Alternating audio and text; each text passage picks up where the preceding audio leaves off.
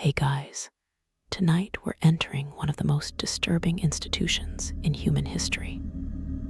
We're going to explore what would happen if you, a perfectly sane person by modern standards, were committed to a Victorian asylum for just 1 week. Not months or years, just 7 days. And by the end of that week, we'll see how the asylum itself, the treatment, the conditions, the other patients, and the staff would have fundamentally altered your mental state, possibly permanently.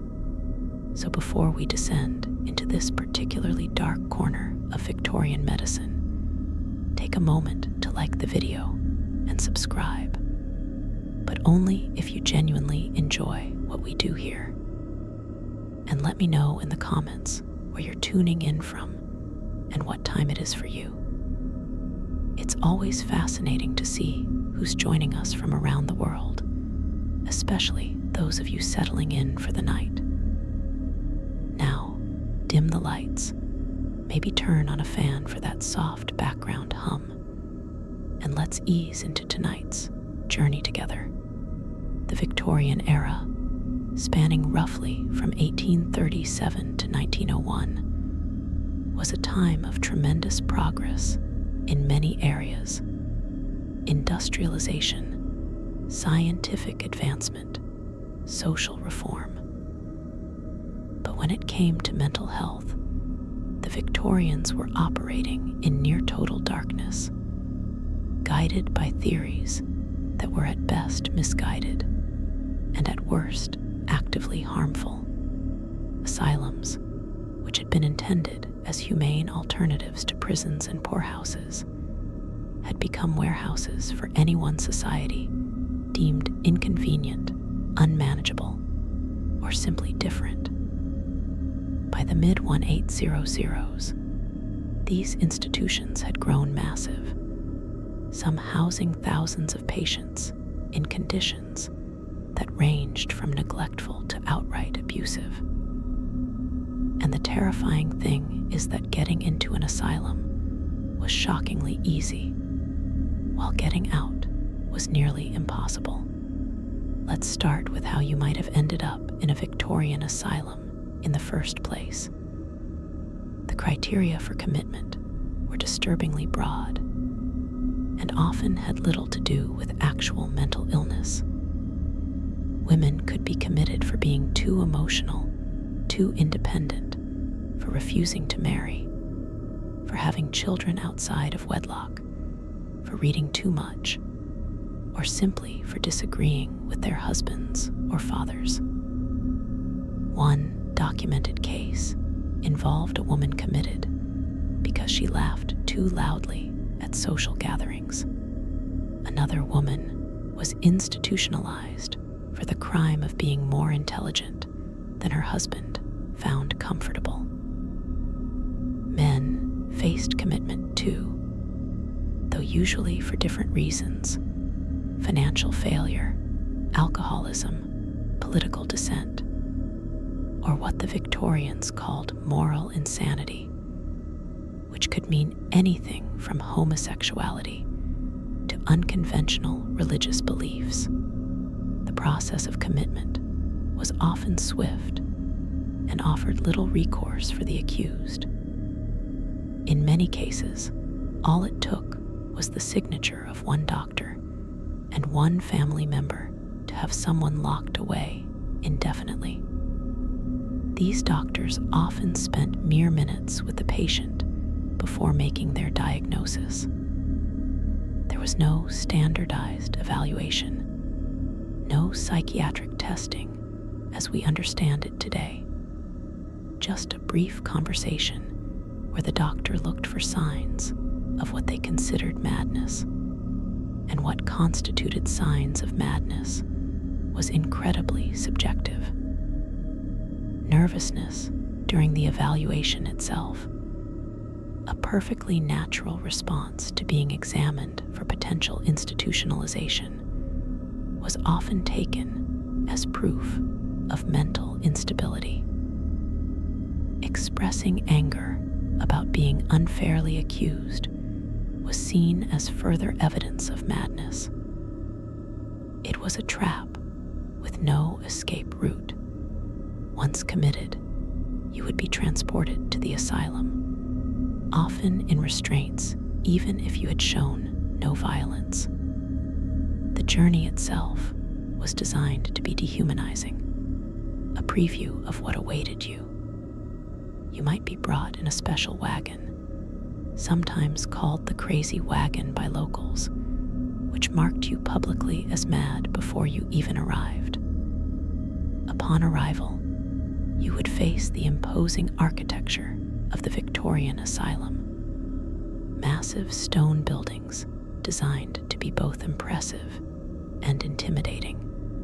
These structures were often built in the Gothic style, with high walls, barred windows, and an institutional grimness that announced their purpose from a distance. They looked more like prisons than hospitals, and in many ways, that's exactly what they were. Your first hours in the asylum would set the tone for everything that followed, and those hours would be traumatic.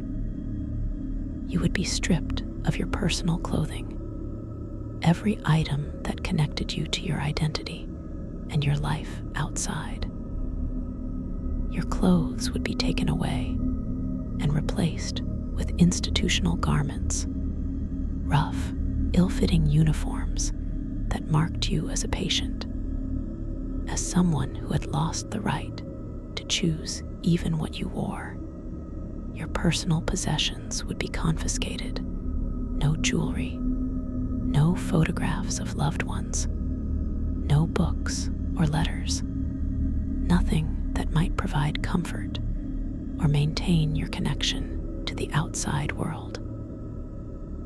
This stripping away of identity was deliberate, part of what was called moral treatment, the idea being that patients needed to be broken down before they could be rebuilt as sane individuals. But you weren't insane. You were a sane person who had been committed for reasons that had nothing to do with actual mental illness. Maybe you were a woman who had angered her husband. Maybe you were a man who had fallen into debt. Maybe you had simply been in the wrong place at the wrong time, acting strangely enough on a bad day that someone called a doctor. It didn't matter. Once you were inside those walls, your protestations of sanity would be seen as denial, a symptom of your illness rather than proof of your health.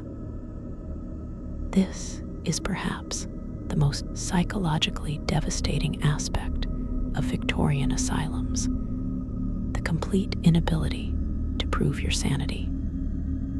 Every argument you made, every piece of evidence you offered, would be reinterpreted through the lens of madness. After being stripped and dressed in institutional clothing, you would undergo what was called admission processing, though humiliation ritual would be a more accurate term. You would be bathed, roughly, by attendants who saw this task as a chore rather than an act of care. The baths were often cold, the soap harsh, the process degrading. Your body would be examined, not with medical professionalism, but with the casual disrespect afforded to someone considered less than fully human. Any marks, scars, or unusual features would be noted in your file, becoming part of the permanent record that defined you as a patient. Your hair might be cut short, especially if you were a woman, ostensibly for hygiene, but really as another layer of dehumanization. Another way of marking you as different from normal people. Then you would be assigned to a ward, and this is where your real descent would begin. Victorian asylums were typically divided into different wards based on perceived level of illness and, crucially, social class. If you came from a wealthy family, you might be placed in a private ward with slightly better conditions.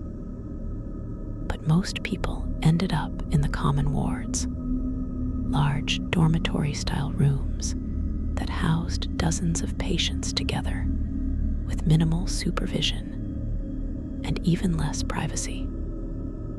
The ward would be your world for the foreseeable future, and it was a world carefully designed to destroy any sense of autonomy or normalcy you might still possess. The first thing you would notice about the ward would be the noise. Victorian asylums were incredibly loud, constantly, overwhelmingly loud. Patients screamed, some from genuine distress, others from boredom or frustration, others because screaming was the only form of expression left to them. Some patients talked to themselves or to imaginary companions, carrying on conversations that made sense only to them. Others banged on walls or doors, rhythmic thumping that could go on for hours. Still others simply moaned or wept, sounds of despair that formed a constant background chorus.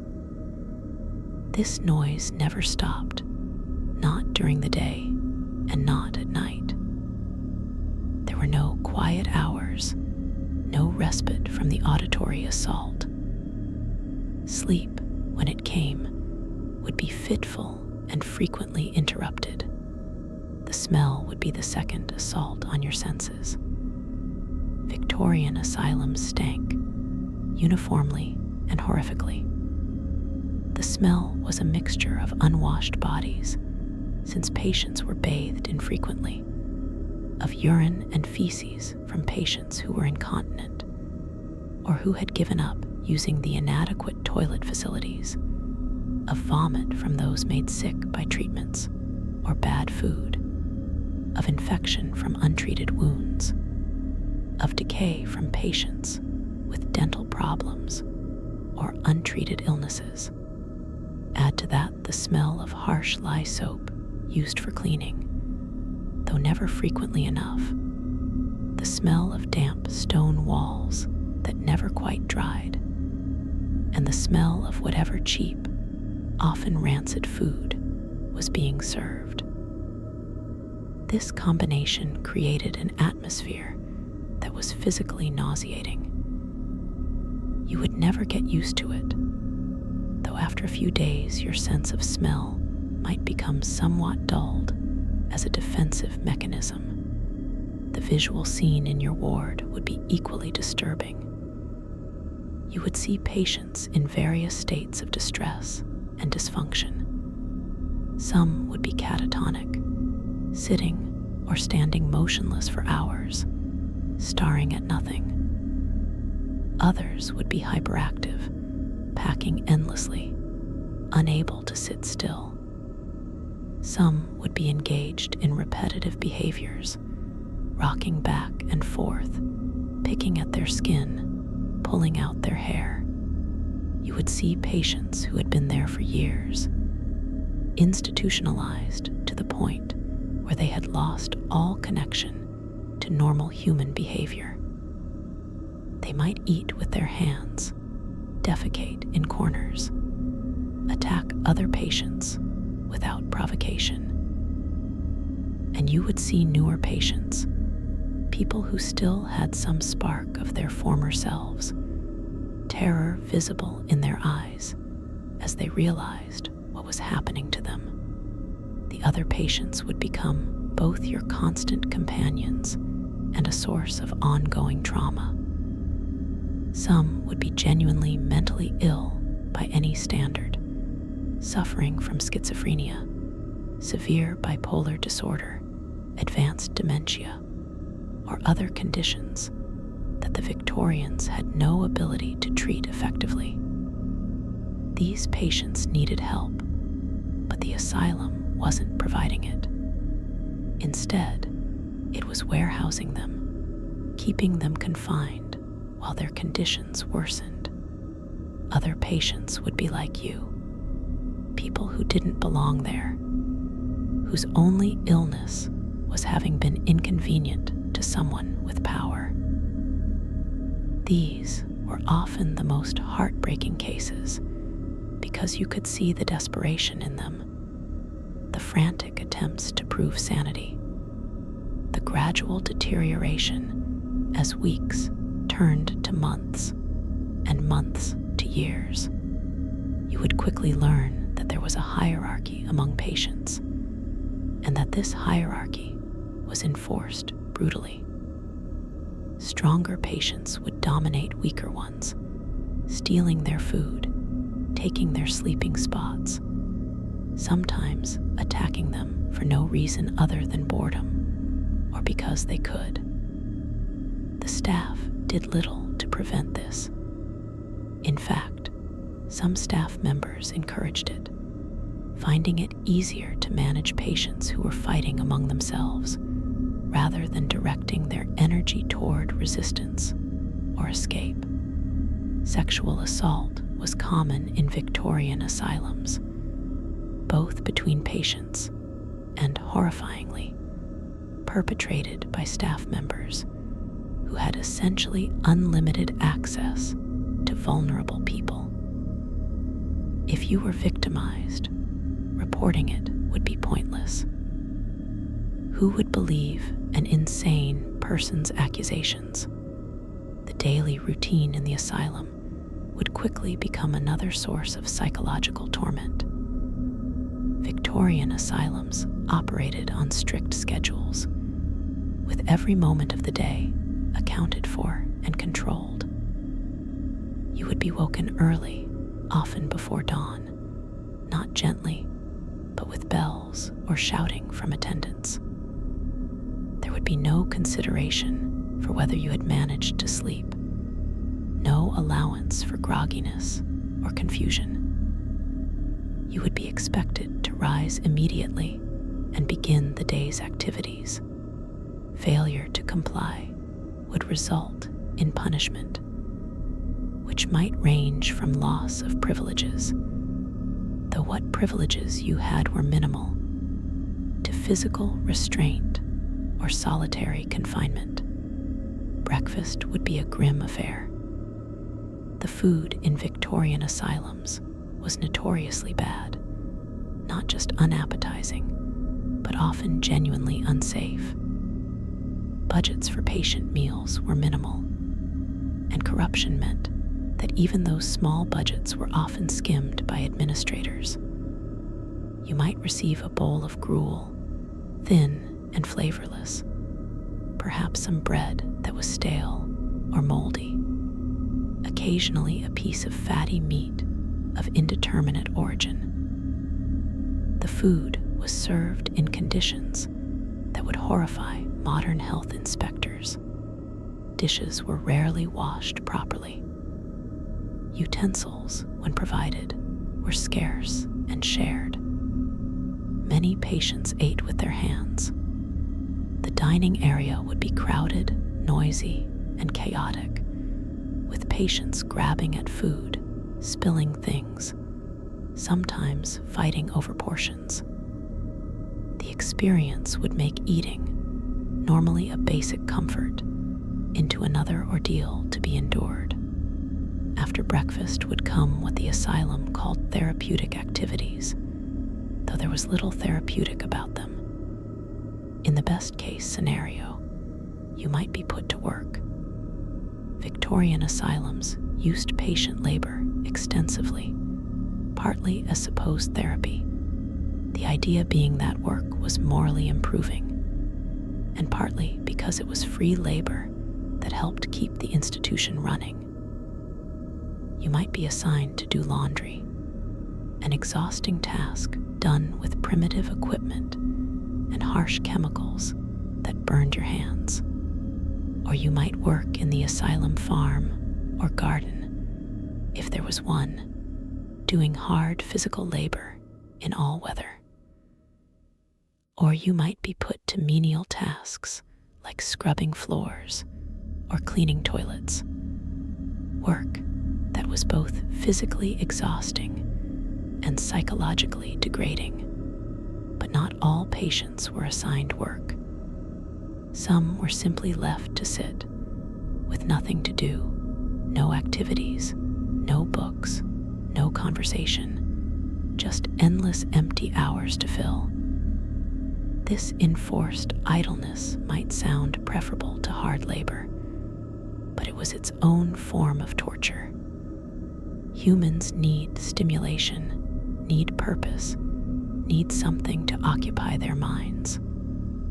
Without it, psychological deterioration is almost inevitable. You would watch the hours crawl by with agonizing slowness, each minute feeling like an hour, each hour like a day.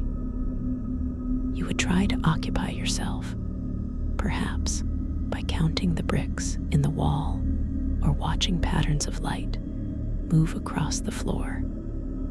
But these small diversions would quickly become obsessive, your mind latching onto them simply because there was nothing else. This is how sane people begin to develop the repetitive behaviors associated with institutionalization. It's not illness, it's adaptation to an environment of sensory deprivation. The staff of the Victorian Asylum would be another major source of trauma. These were not trained mental health professionals in any modern sense.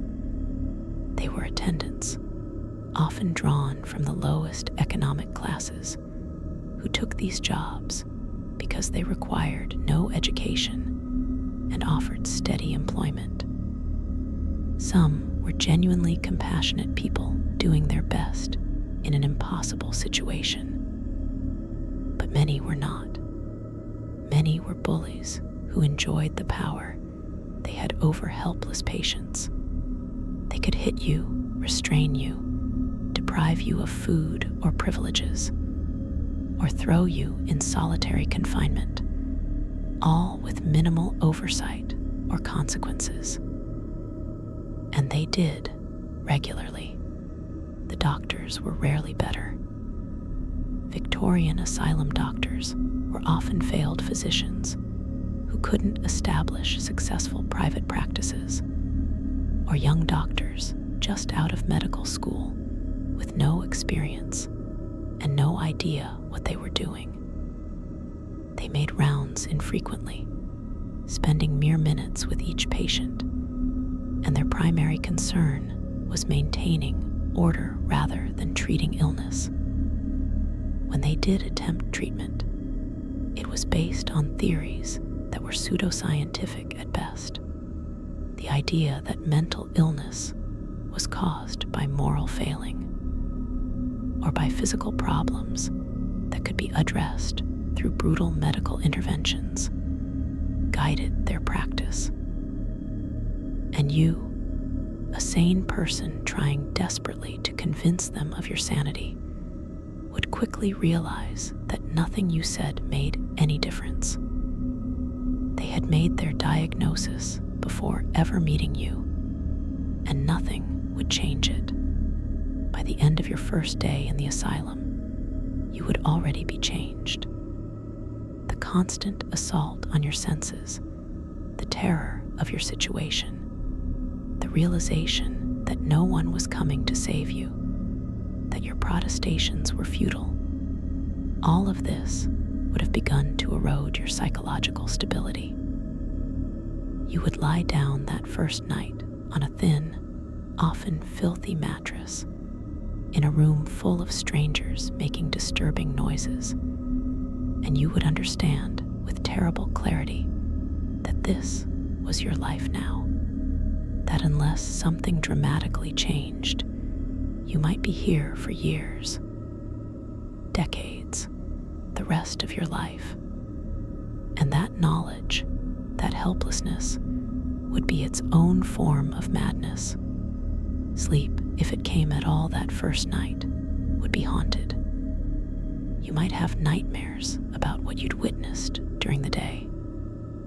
Or you might simply lie awake, listening to the sounds of the ward, the crying and screaming and incoherent babbling that never quite stopped. The darkness would be broken only by the dim light of gas lamps in the hallway, casting shadows that moved and shifted and made the room feel alive with threats. Other patients might approach you in the night, wanting comfort or conversation, or with more sinister intentions. There was no privacy, no safety, no way to secure yourself or your space. You were utterly vulnerable, and you would feel that vulnerability in every fiber of your being.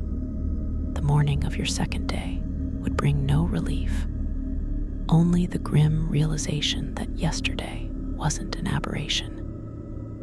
This was the reality, and it would continue, day after day. The same terrible food, the same meaningless activities or empty hours, the same chaos and noise and smell, the same staff who looked at you with either indifference or contempt. And slowly, insidiously, you would begin to adapt. Not in healthy ways, but in ways that would allow you to survive. You would begin to shut down emotionally, to stop feeling as intensely, because feeling too much in this environment was unbearable. You would begin to withdraw into yourself, limiting your interactions with others, because those interactions were often threatening or distressing. This withdrawal, this emotional numbing, is one of the early signs of institutionalization. It's a survival mechanism, but it's also the beginning of the end of your previous self. The person you were before entering the asylum, with all your quirks and personality and emotional range.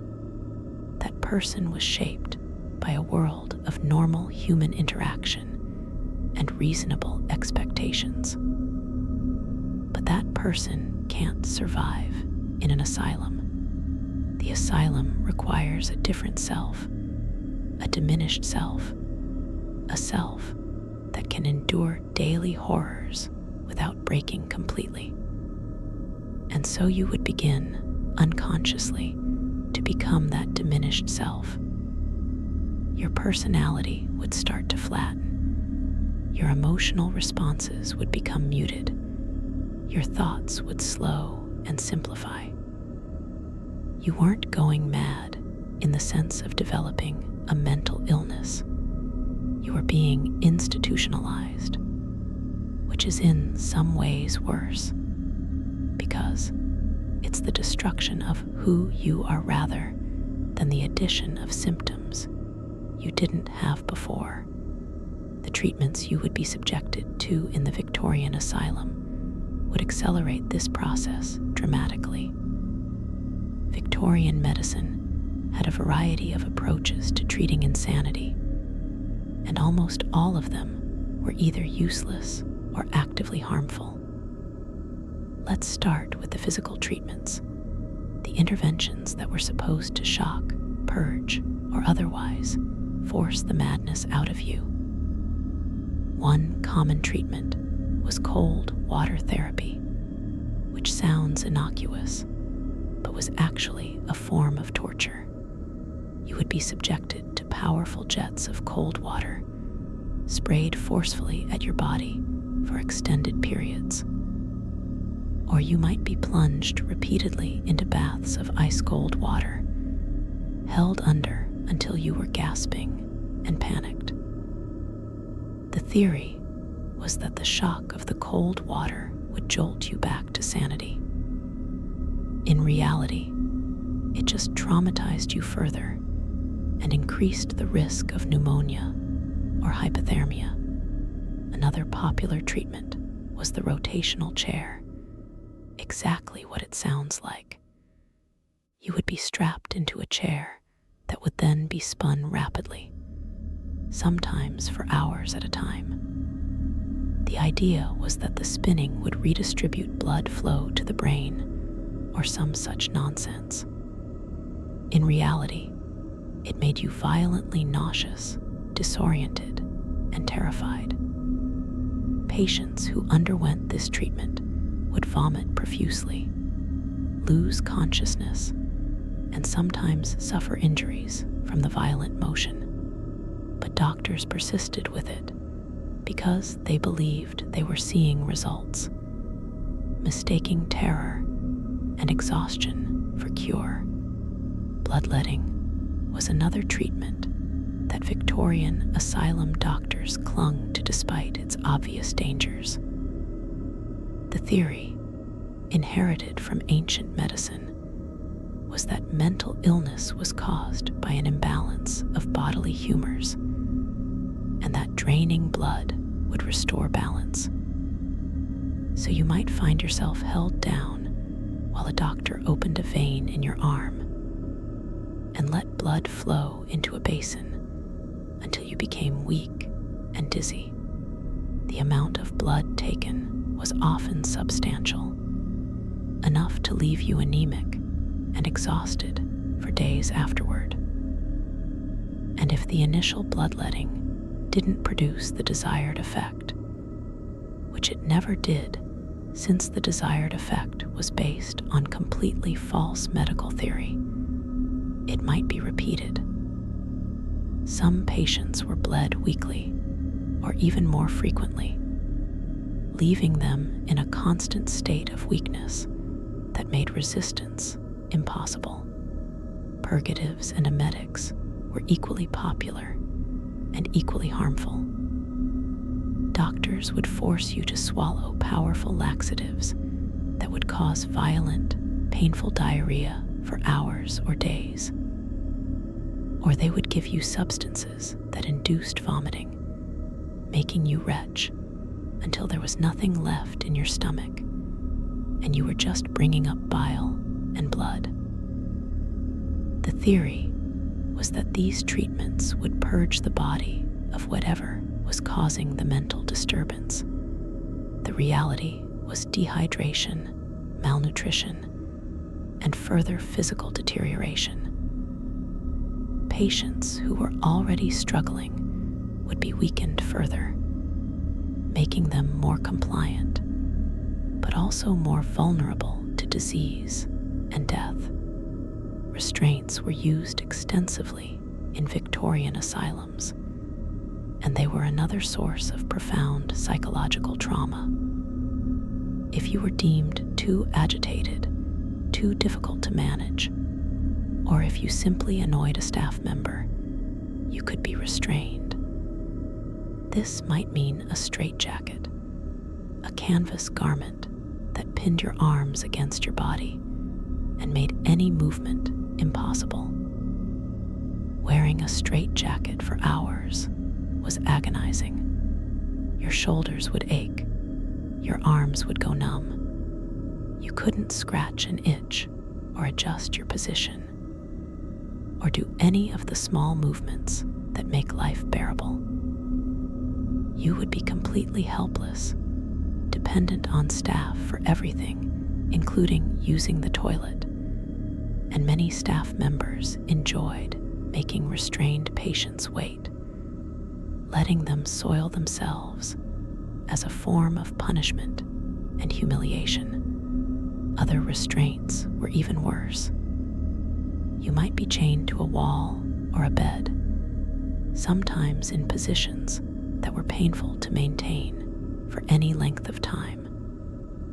Some asylums used a device called a restraint chair, which locked your entire body in place, immobilizing you completely. Patients might be kept in these chairs for days, developing pressure sores and circulation problems. The psychological impact of complete physical restraint cannot be overstated. Humans need to move, need to have at least some control over their bodies.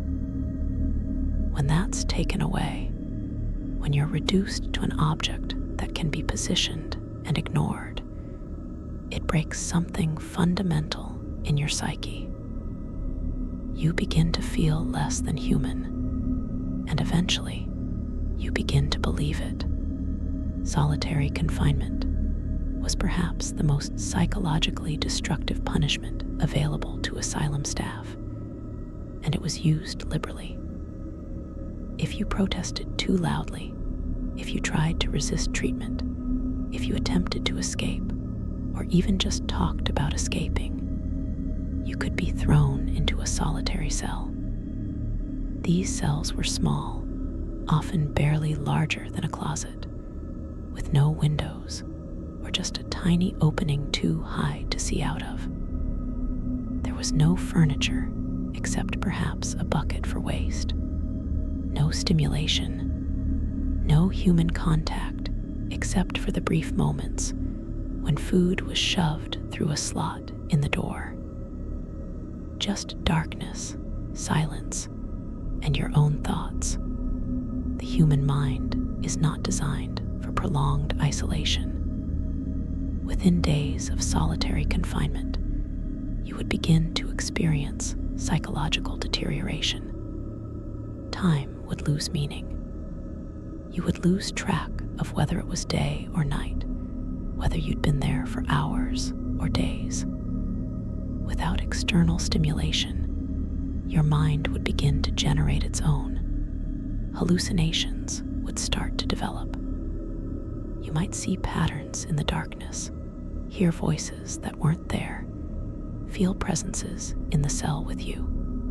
These weren't signs of madness in the traditional sense.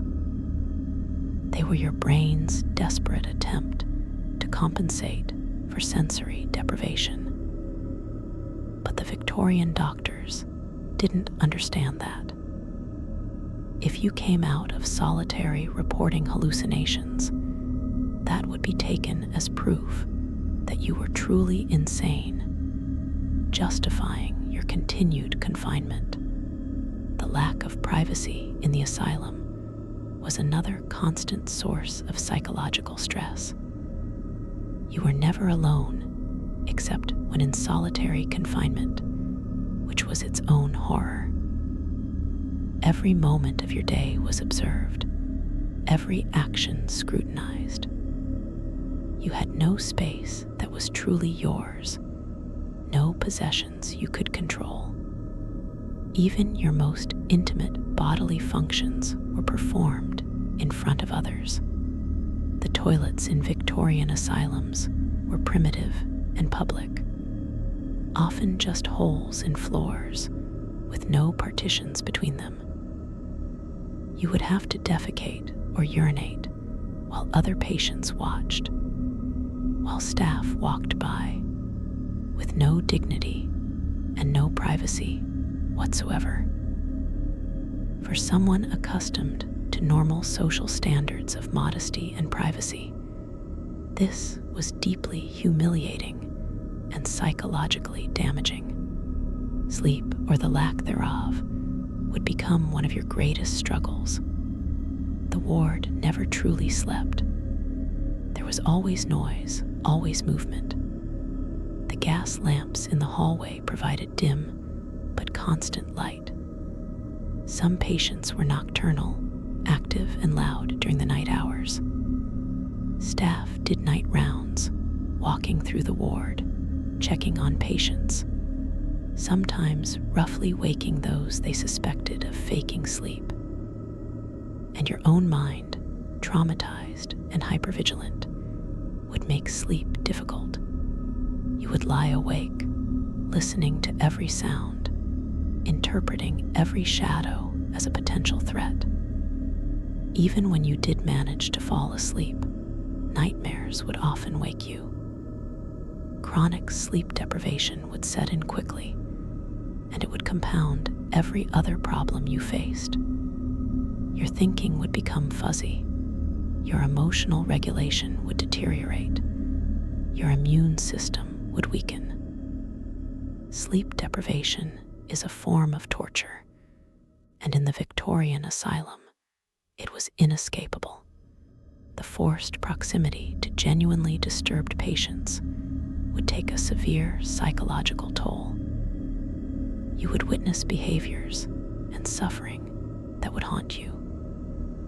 You might see a patient having a complete psychotic break, screaming about demons or enemies that only they could see, attacking invisible foes, or cowering from imaginary threats. You might watch someone in the grip of catatonia, frozen in an uncomfortable position for hours, eyes open but unseeing. You might encounter patients who had been institutionalized so long they had developed strange, repetitive behaviors, rocking endlessly, repeating phrases over and over, engaging in self-harm like hitting their heads against walls or picking at their skin until it bled.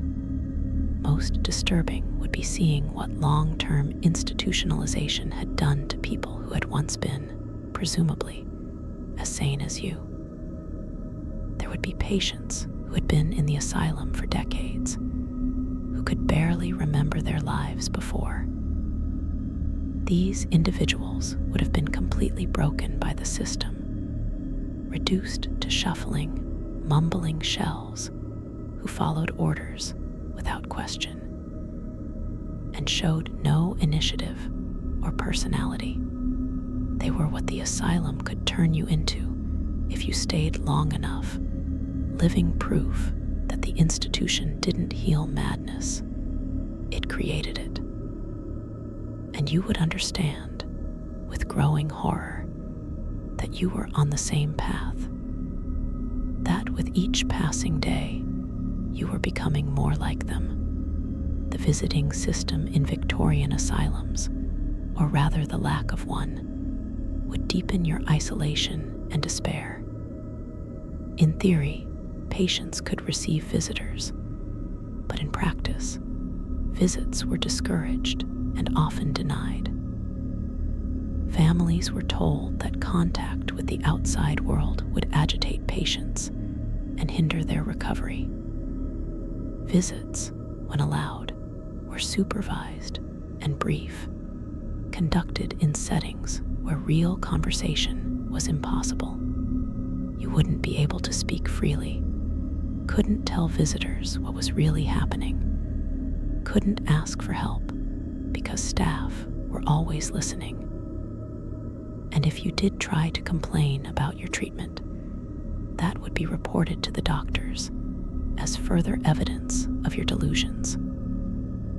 Your family would be told that your accusations were symptoms of your illness, that they shouldn't believe anything you said. The asylum had absolute control over the narrative. For many patients, visits stopped coming entirely. Families might visit once or twice after the initial commitment, but the shame of having a family member in an asylum, combined with the difficulty and expense of traveling to often remote locations, meant that contact would dwindle and eventually cease. You would be forgotten, written off, a family embarrassment best not discussed. Letters might be sent occasionally, but these were screened by asylum staff who could and did destroy any letters they deemed inappropriate. You might write desperate pleas to family members or authorities, explaining that you didn't belong in the asylum, begging for help. But those letters would never be sent. They would be read by doctors who would note in your file that you were delusional and unable to accept your condition. The class distinctions within asylums added another layer of psychological torment. Victorian society was rigidly stratified, and those class divisions persisted even, perhaps especially, in institutions. If you came from a wealthy family, you might be placed in a private ward with slightly better conditions, more comfortable furnishings, better food, more respectful treatment from staff. But if you were poor or middle class, you would be in the pauper wards, where conditions were abysmal and treatment was brutal. You would see the inequality daily, would understand that your suffering was partly because you lacked the money to buy better treatment. This knowledge that your pain and degradation were at least partially determined by economic status added a bitter edge to the experience. The seasonal variations in asylum life would affect you as well, particularly if your week in the asylum happened to fall during winter. Victorian asylums were notoriously cold. Heating was minimal and unevenly distributed. The wealthy patients in private rooms might have fireplaces, but the common wards were frigid. You would be cold constantly, achingly, bone-chillingly cold. The thin institutional clothing provided no real warmth. At night, you might have a blanket, often inadequate and sometimes shared between multiple patients. You would go to sleep cold and wake up cold, and the cold would sap your energy and your will to resist. In summer, the opposite problem occurred. The stone buildings became oppressively hot, and with minimal ventilation, the wards turned into sweltering, stinking ovens. Patients would suffer from heat exhaustion, dehydration, and the worsening of the ever-present smell.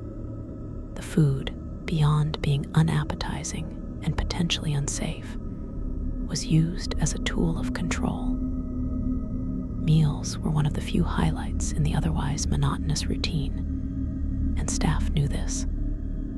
Good behavior might be rewarded with slightly larger portions or access to the occasional treat, tea, or a piece of fruit. Bad behavior meant reduced rations or being forced to eat last after the best food was gone. Some patients were force-fed if they refused to eat, a procedure that was both dangerous and traumatic. A tube would be forced down your throat, and liquid food would be poured directly into your stomach.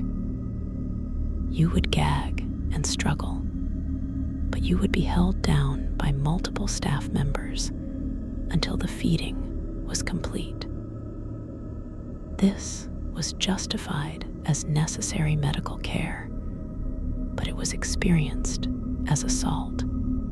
The medical experiments conducted in some Victorian asylums added another dimension of horror. In the name of advancing medical science, doctors would try experimental treatments on patients who had no ability to consent or refuse. You might be subjected to new drugs whose effects were unknown, chemicals that might make you violently ill or cause lasting damage. You might undergo surgical procedures, including early forms of brain surgery, that were more likely to kill or permanently disable you than to help. The asylum was in many ways a laboratory, and you were a test subject with no rights and no recourse. If an experiment went wrong, if you were harmed or disabled, that would simply be noted in your file as part of your condition, not as medical malpractice. Photography became a tool of the asylum in the later Victorian period, and this introduced a new form of violation.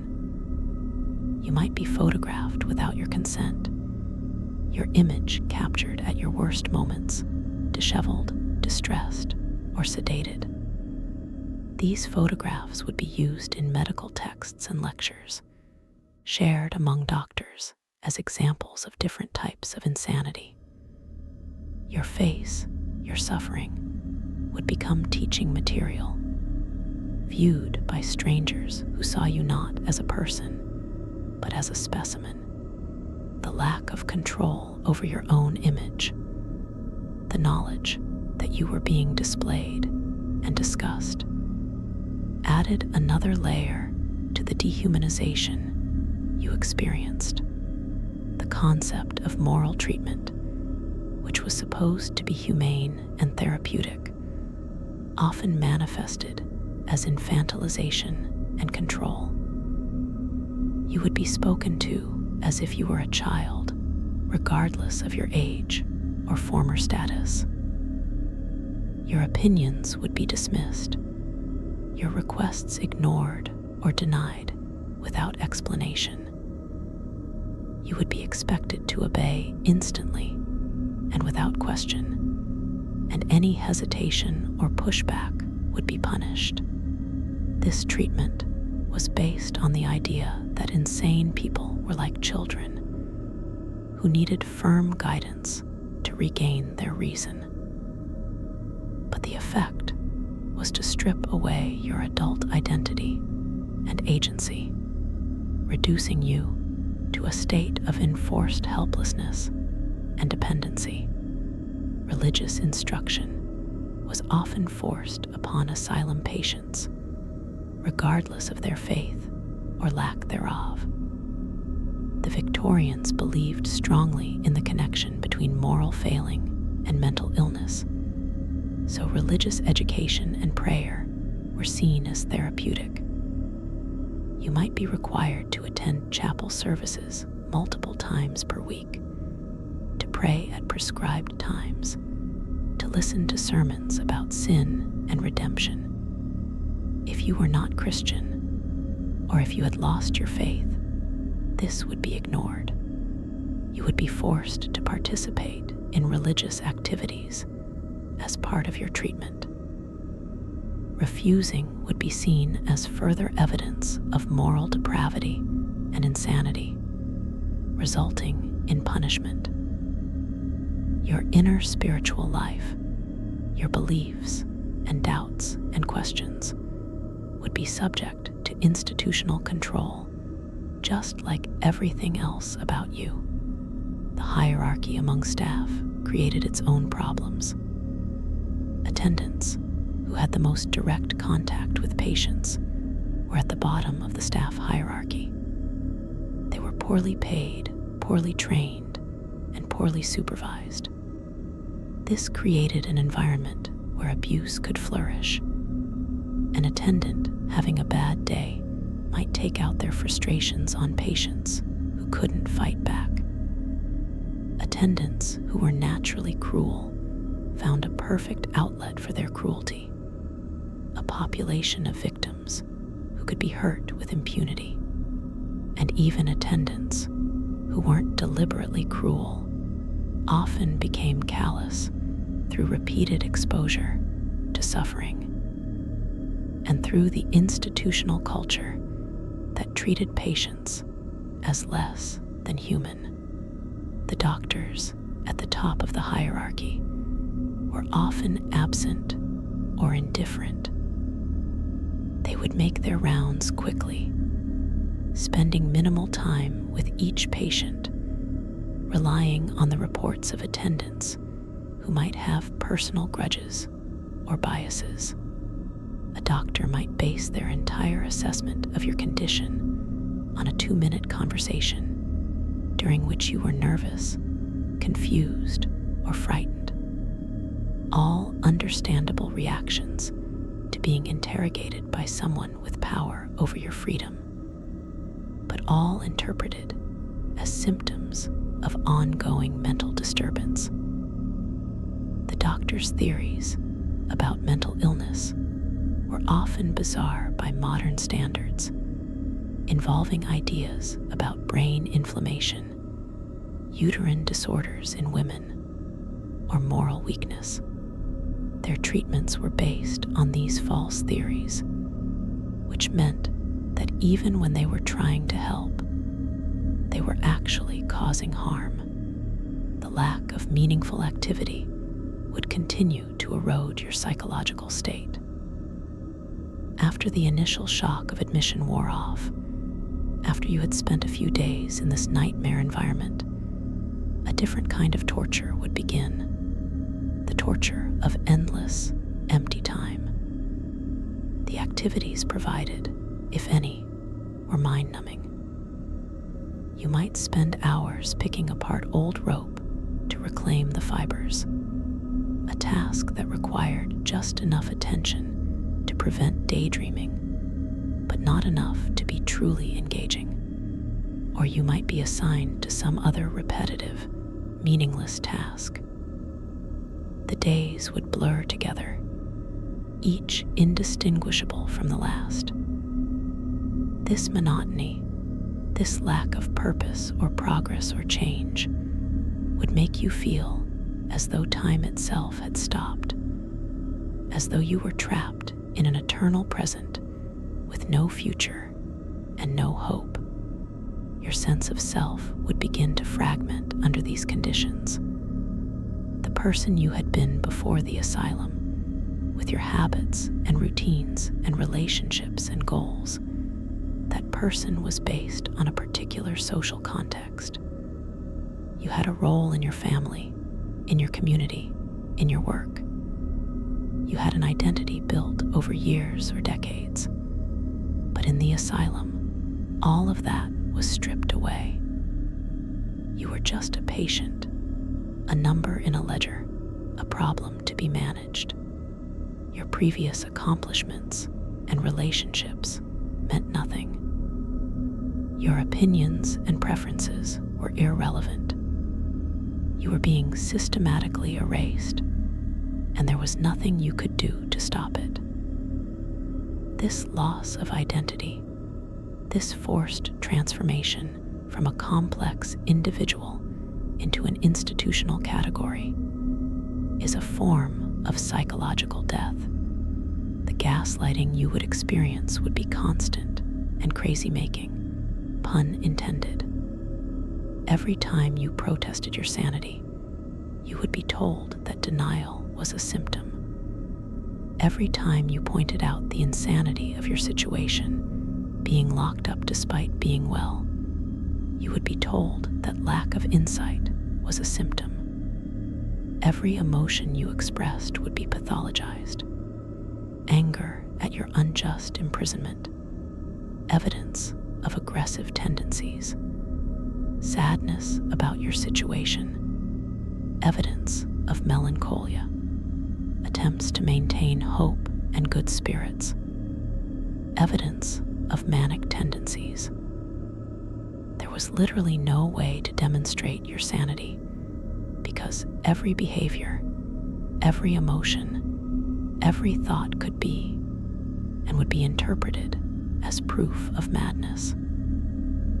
This is psychological torture of the most insidious kind because it makes you doubt your own perceptions and judgments.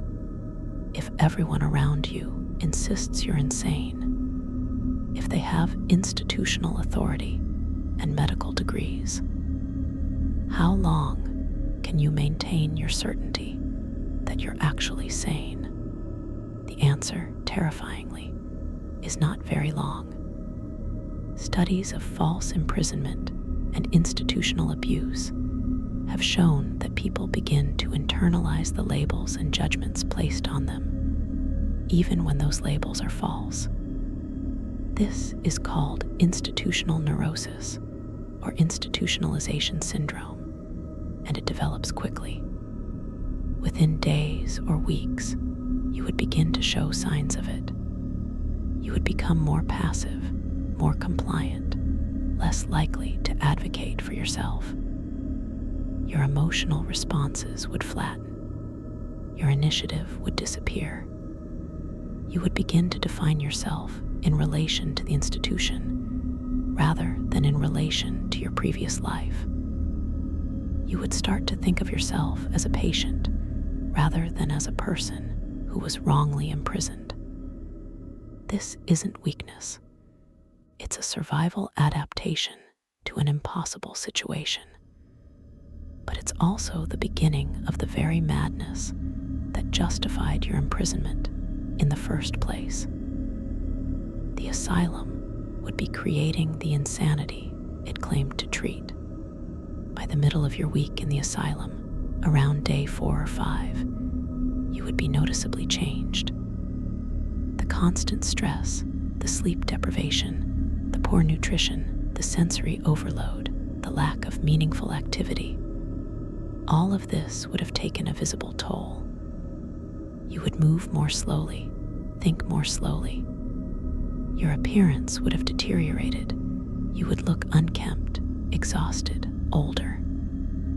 Your eyes would have a different quality, perhaps more vacant, perhaps more fearful, but definitely different. Staff would notice these changes and would note them as evidence that your true condition was manifesting, that the mask of sanity you had been wearing was slipping. They wouldn't recognize these changes for what they actually were, the result of trauma and a toxic environment. They would see them as vindication of the original diagnosis. Your relationships with other patients would have evolved by this point. In the first days, you probably tried to keep your distance, to avoid interacting with people who seemed disturbed or dangerous. But isolation is unbearable, and you would gradually begin to form connections, however tentative and strange.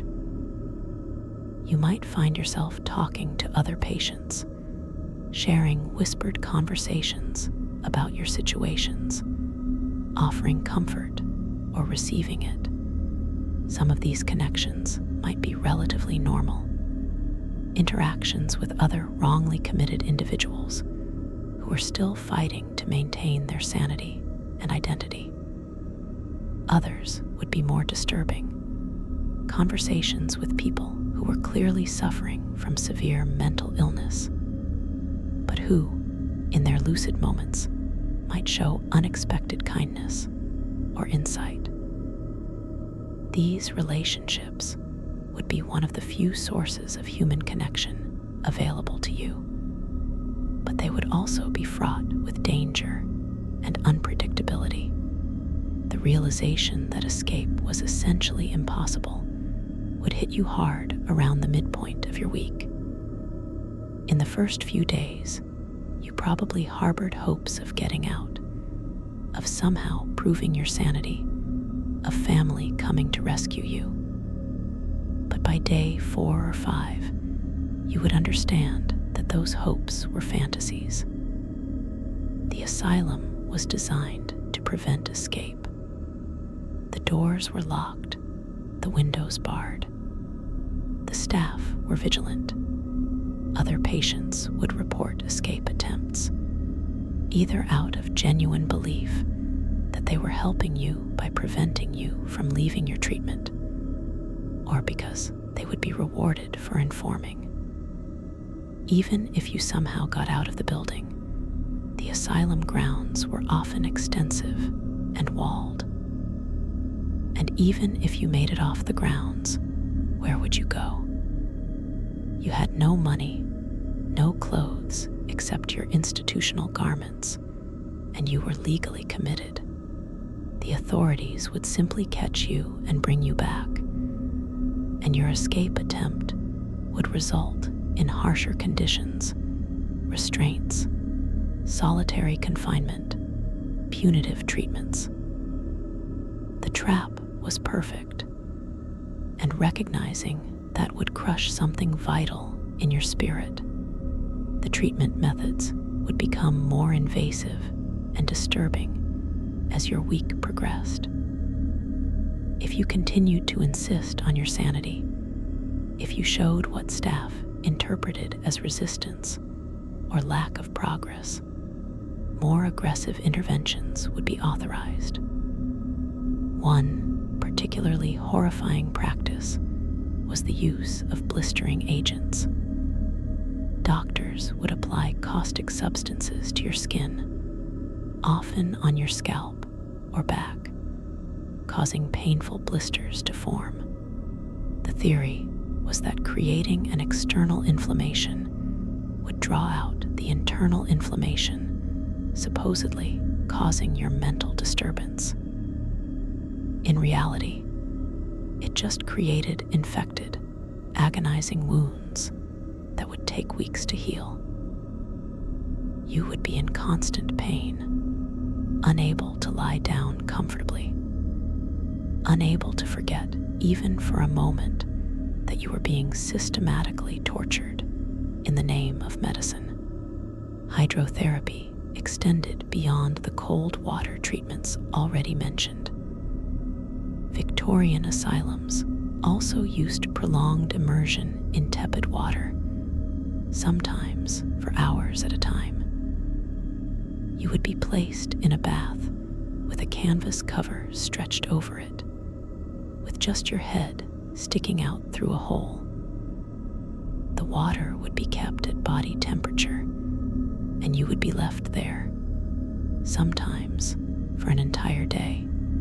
The sensory deprivation this created, the inability to move, the reduction of all sensation to the gentle, monotonous pressure of water, would induce a trance-like state. Some patients found this calming, but many found it psychologically disturbing, almost like being buried alive in liquid. Your sense of where your body ended and the water began would start to blur. Time would lose meaning. When you were finally removed from the bath, you would be weak, dizzy, and profoundly disoriented. Electrical therapy was beginning to be introduced in the later Victorian period, and if you were unlucky enough to be in an asylum that was experimenting with this cutting-edge treatment, you might be subjected to it. Early electrical devices were crude and dangerous. Electrodes would be attached to various parts of your body, often your temples, and electrical current would be passed through you. The shocks would be painful, causing your muscles to contract violently, leaving you with headaches and sometimes burns where the electrodes touched your skin. The supposed therapeutic value was non-existent, but doctors were excited about this new technology and eager to try it on patients who couldn't refuse.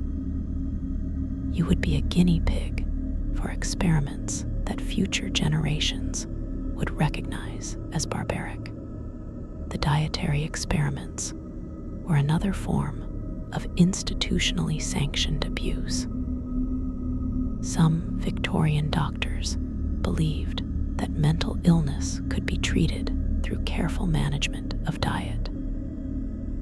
This sometimes meant near-starvation diets, reducing your food intake to minimal levels to calm the system.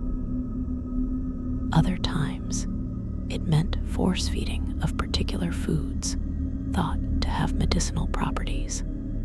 You might be required to consume large quantities of milk, or raw eggs, or beef tea, regardless of your preferences or how your body reacted.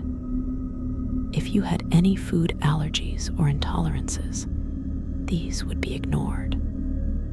The doctor's theories took precedence over your physical comfort or health.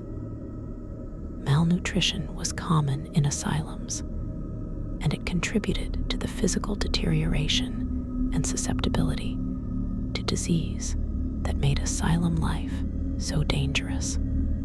The lack of sunlight and fresh air would affect you profoundly by the middle of your week.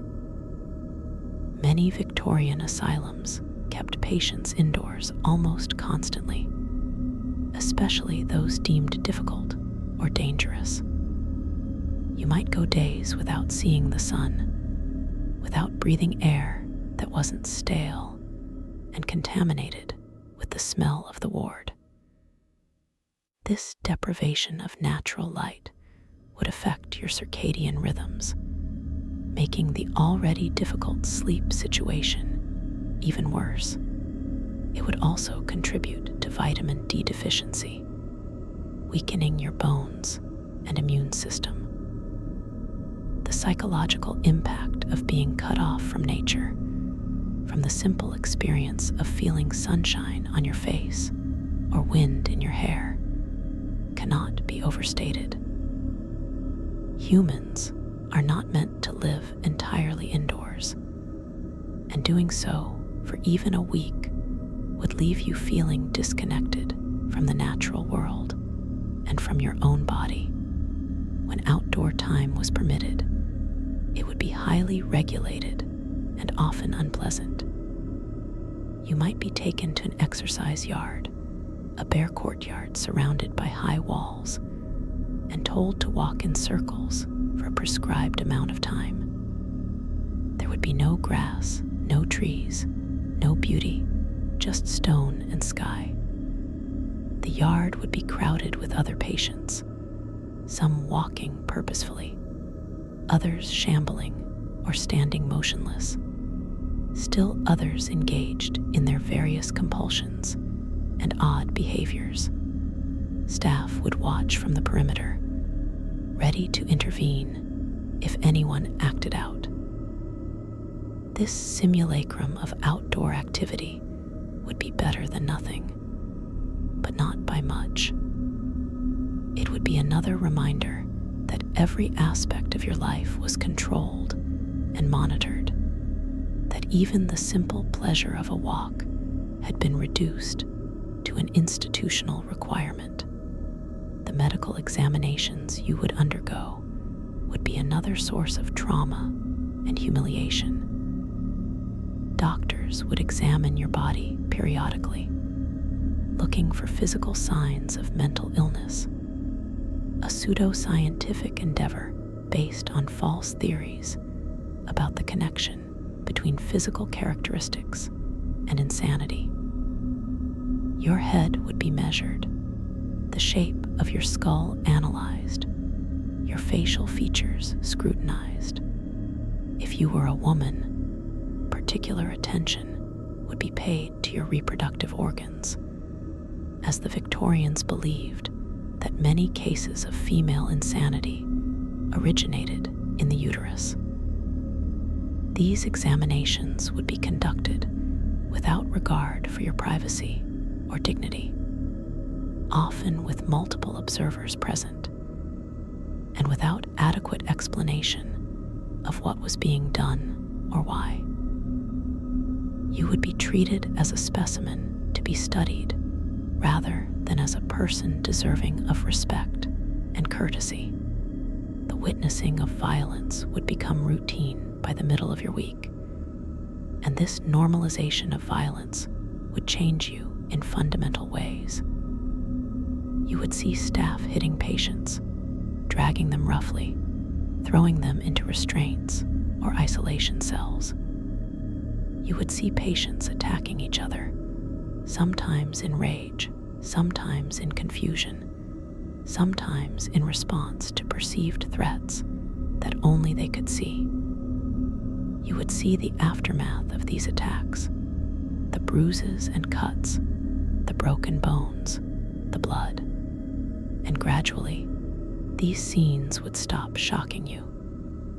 They would become part of the background, expected rather than exceptional. This normalization is a psychological defense mechanism, but it's also a sign of moral injury. When violence becomes ordinary, when you stop being shocked by cruelty, something essential in your humanity has been damaged. Your own capacity for violence might surprise you. In normal life, you might never have hit another person, might pride yourself on being peaceful and rational. But in the asylum, in an environment of constant threat and zero effective authority to appeal to, You might find yourself using violence in self-defense or retaliation. A patient who took your food might get shoved. Someone who threatened you might get hit. This discovery of your own capacity for violence would be disturbing, would make you question who you were becoming. But it would also be necessary for survival. Patients who never defended themselves became perpetual victims, targeted again and again.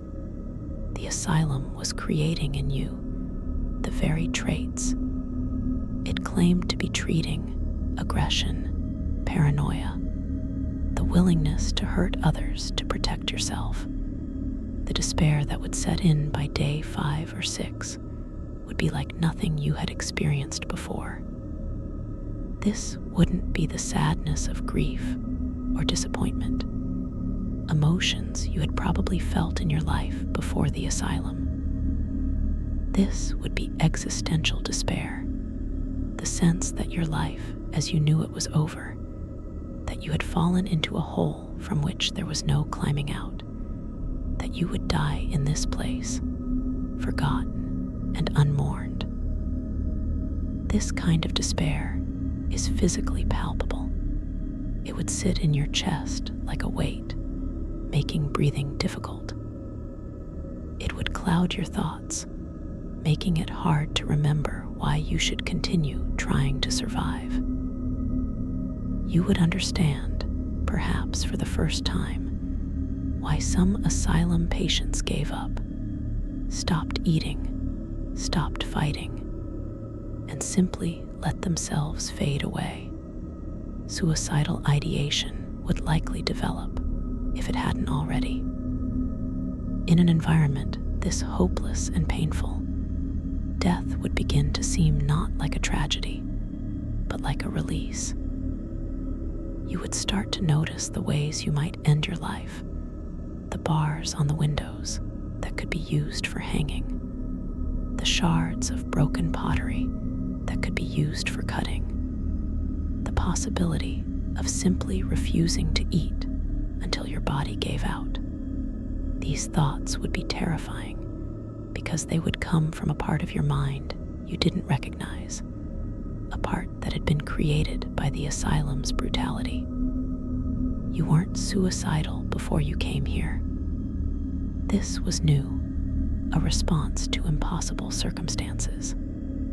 But the asylum staff, if they noticed your suicidal ideation, wouldn't recognize it as a rational response to an irrational situation. They would see it as further proof of your mental illness, justifying even more restrictive conditions.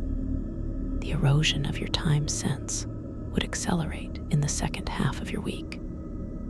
With no clock visible, with days that blurred together in endless similarity, with disrupted sleep patterns, you would start to lose track of time in a fundamental way.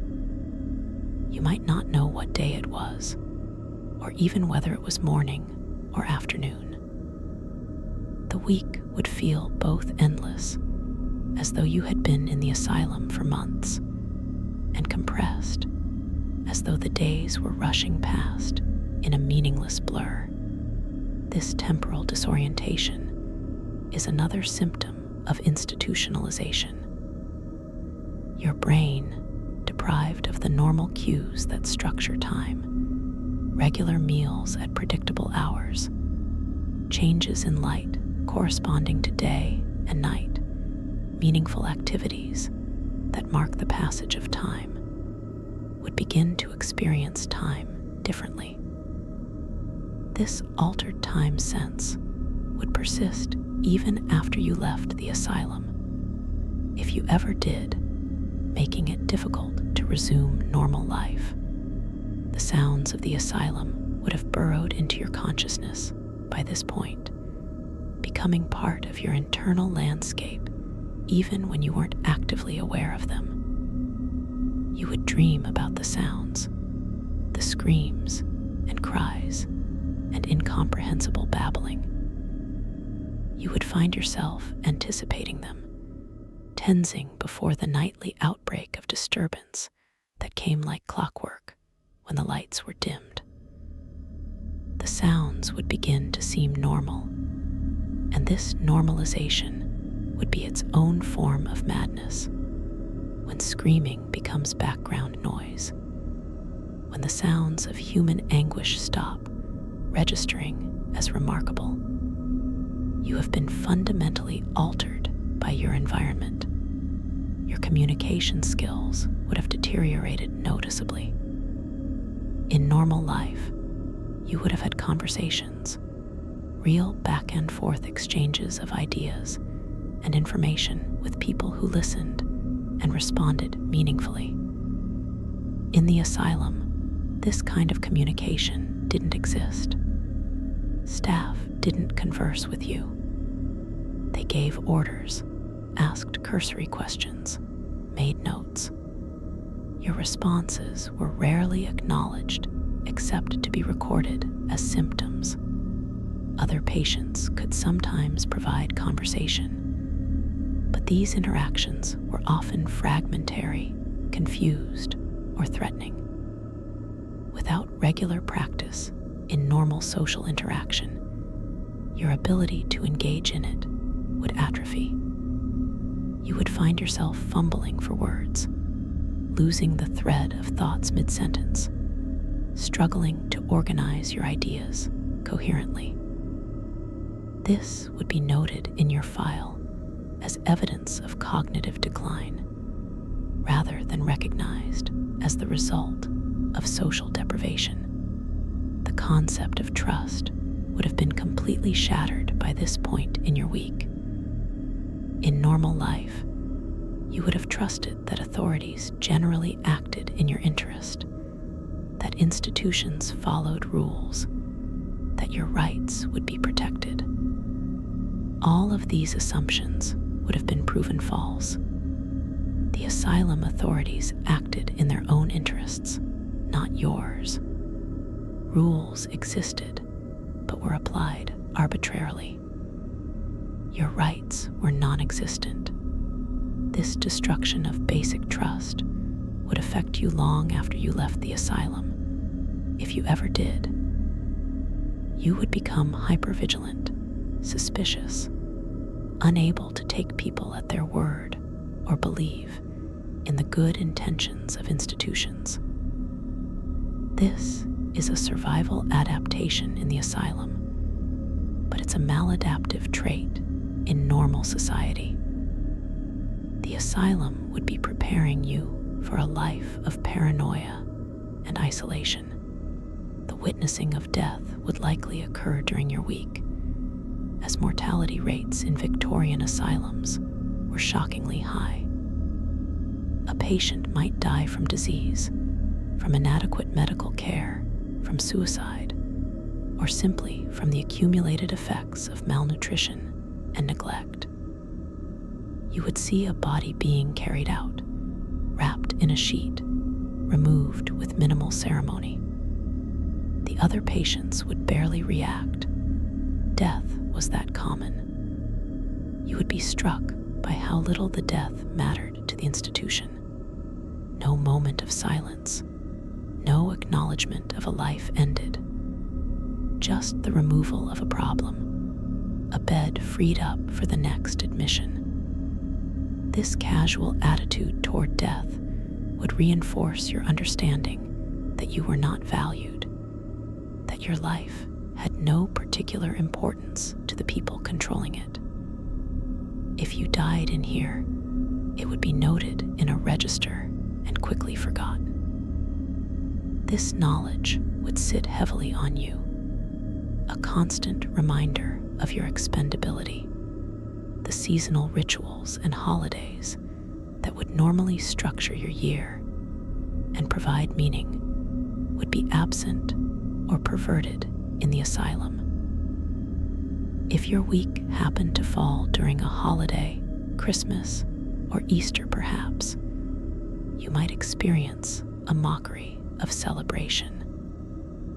There might be a special meal, marginally better than the usual fare, or a religious service with forced attendance.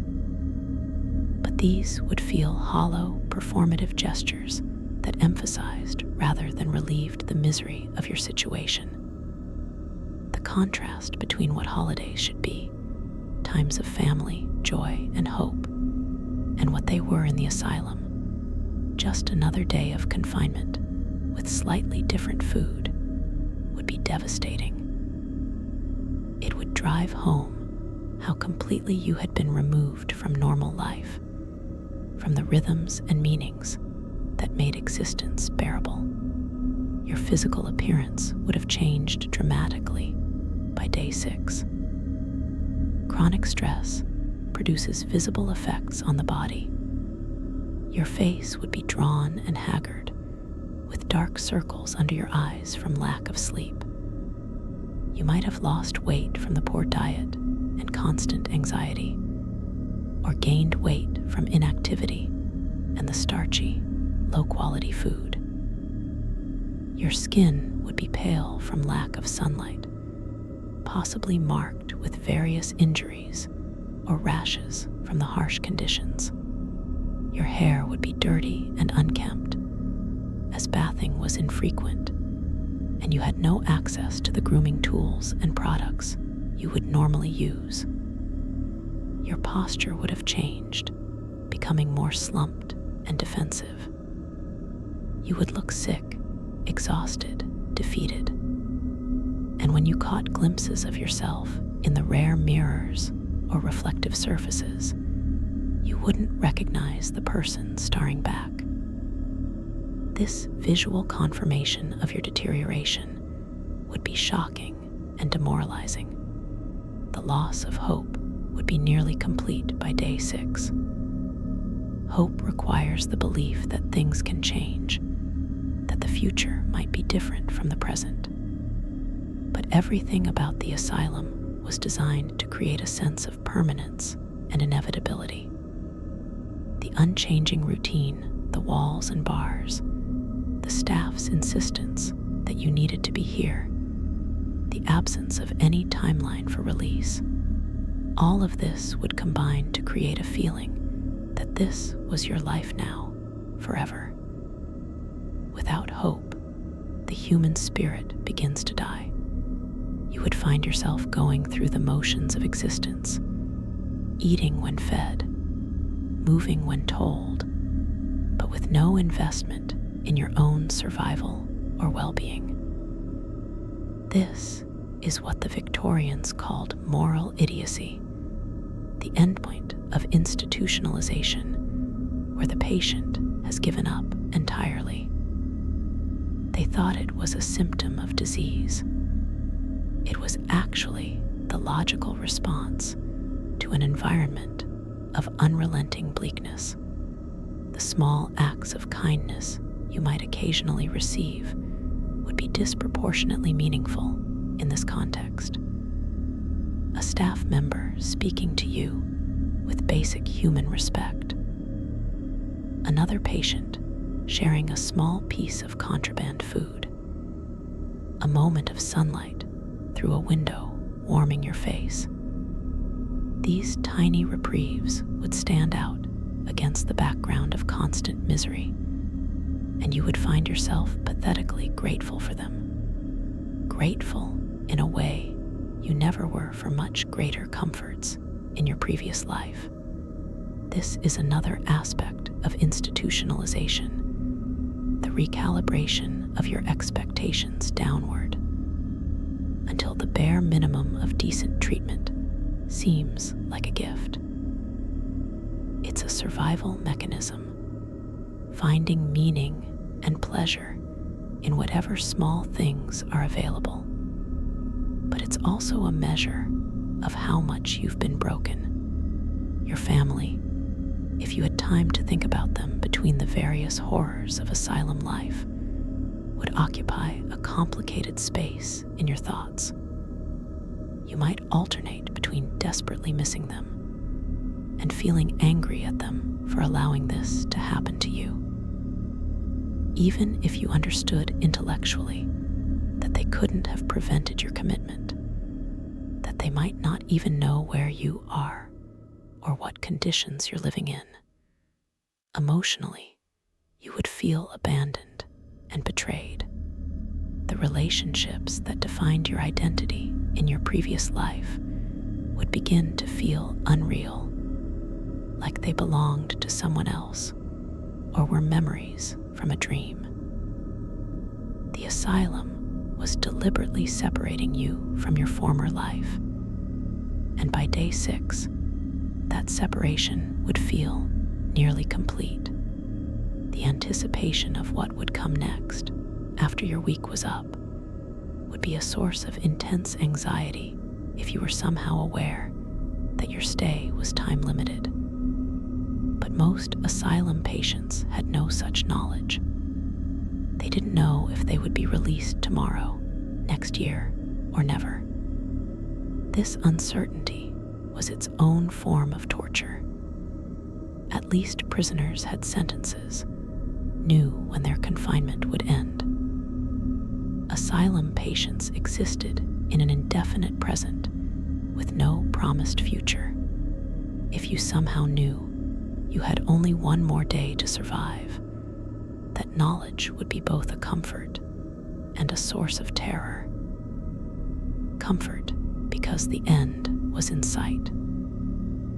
Terror because you would understand that one more day in this place could push you past the point of no return, could damage you in ways that wouldn't heal even after you left.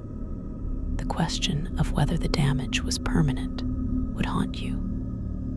Could you recover from a week in a Victorian asylum? Could you return to being the person you were before? The honest answer is complicated. Some people did manage to leave asylums and resume relatively normal lives, though they carried the trauma with them always. Others were permanently changed, unable to fully reintegrate into society, marked by their experiences in ways both visible and invisible. A week was a short stay by asylum standards. Some people were institutionalized for decades, but it was long enough to cause significant psychological harm. The nightmares alone could last for years. The hypervigilance, the difficulty trusting people, the emotional numbing, all of these could become permanent features of your personality.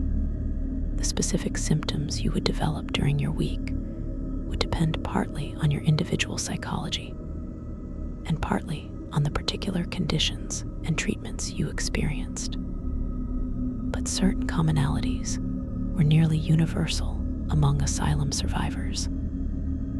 Anxiety would be one, a constant state of heightened alertness and fear that would persist long after the immediate danger had passed. Depression would be another, a deep sadness and loss of pleasure in life that reflected the trauma you had endured. Many survivors developed what we would now call PTSD, experiencing flashbacks, nightmares, intrusive memories, and strong reactions to triggers that reminded them of the asylum. Some developed dissociative symptoms, feeling disconnected from their bodies or their experiences, as a way of coping with overwhelming trauma. The social stigma of having been in an asylum would follow you if you were ever released. Victorian society treated former asylum patients with suspicion and contempt.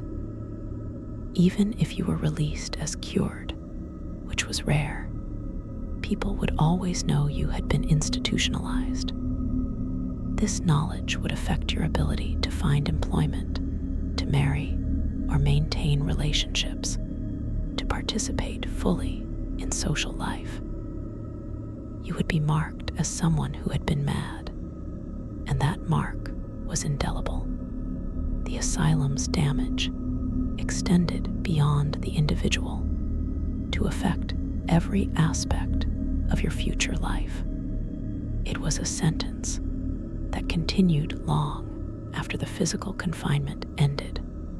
The question of resistance would evolve over your week. In the first days, you might have actively resisted, protesting loudly, demanding to see authorities, refusing to cooperate with the routine. But this active resistance would have been punished swiftly and harshly. You would have learned that resistance brought restraints, solitary confinement, punitive treatments. By day 6, your resistance would have become more subtle and internal. You might comply outwardly while maintaining a core sense of self inwardly, holding onto the knowledge that you didn't belong here, that you weren't really insane, that this was being done to you unjustly. This internal resistance was harder to maintain than external resistance because there was no reinforcement for it, no one to validate your perspective, everyone around you insisting that you were mad and needed to accept treatment. The erosion of this internal resistance was perhaps the most psychologically significant process of your week. Each time you complied with an unreasonable demand, each time you accepted a degrading treatment without protest, each time you referred to yourself as a patient or acknowledged the authority of the doctors over you, you would be reinforcing the asylum's narrative about you. Slowly, insidiously, you would begin to internalize it. You would start to wonder if maybe they were right, if maybe there was something wrong with you. After all, if you were really sane, wouldn't you have been able to convince them? Wouldn't you have been able to get out? This self-doubt, once it took root, would grow like a cancer, eating away at your certainty about your own mental state. By day 7, the final day of your week in the Victorian Asylum, you would be fundamentally transformed. The person who walked through those doors 7 days ago would be gone, replaced by someone who bore your face, but had been hollowed out and refilled with trauma, fear, and institutional conditioning. This final day would bring the full realization of what had been done to you, and that realization itself would be a form of psychological breaking. You would understand, with terrible clarity, that even if you left today, even if by some miracle you were released, you would carry the asylum with you forever. It had marked you, changed you, damaged you in ways that could never be fully undone. The morning of day 7 would begin like every other morning, with the harsh awakening, the institutional routine, the grim breakfast. But your experience of it would be different. The shock and disbelief that carried you through the first days would be gone. The desperate hope that sustained you through the middle days would be extinguished. You would move through the routine mechanically, a body going through motions, while your mind retreated to some protected space deep inside where the asylum couldn't quite reach. This dissociation, this splitting of consciousness, was both a defense mechanism and a symptom of profound trauma. You were protecting what was left of yourself by abandoning your connection to your body and immediate experience. The other patients, whom you had initially seen as separate from yourself, as them rather than us, would now feel like your community. This shift in identification is one of the final stages of institutionalization. You would no longer think of yourself as different from the other patients, as someone who didn't belong here. You would have begun to see yourself as one of them, as part of the asylum population. This wasn't solidarity or friendship necessarily, though you might have formed some genuine connections. It was the recognition that you shared their fate, that you were all victims of the same system, all equally powerless and equally doomed. This identification with the patient community, while understandable, was also a sign that you had accepted your status as an asylum inmate, that the institution had succeeded in redefining your identity.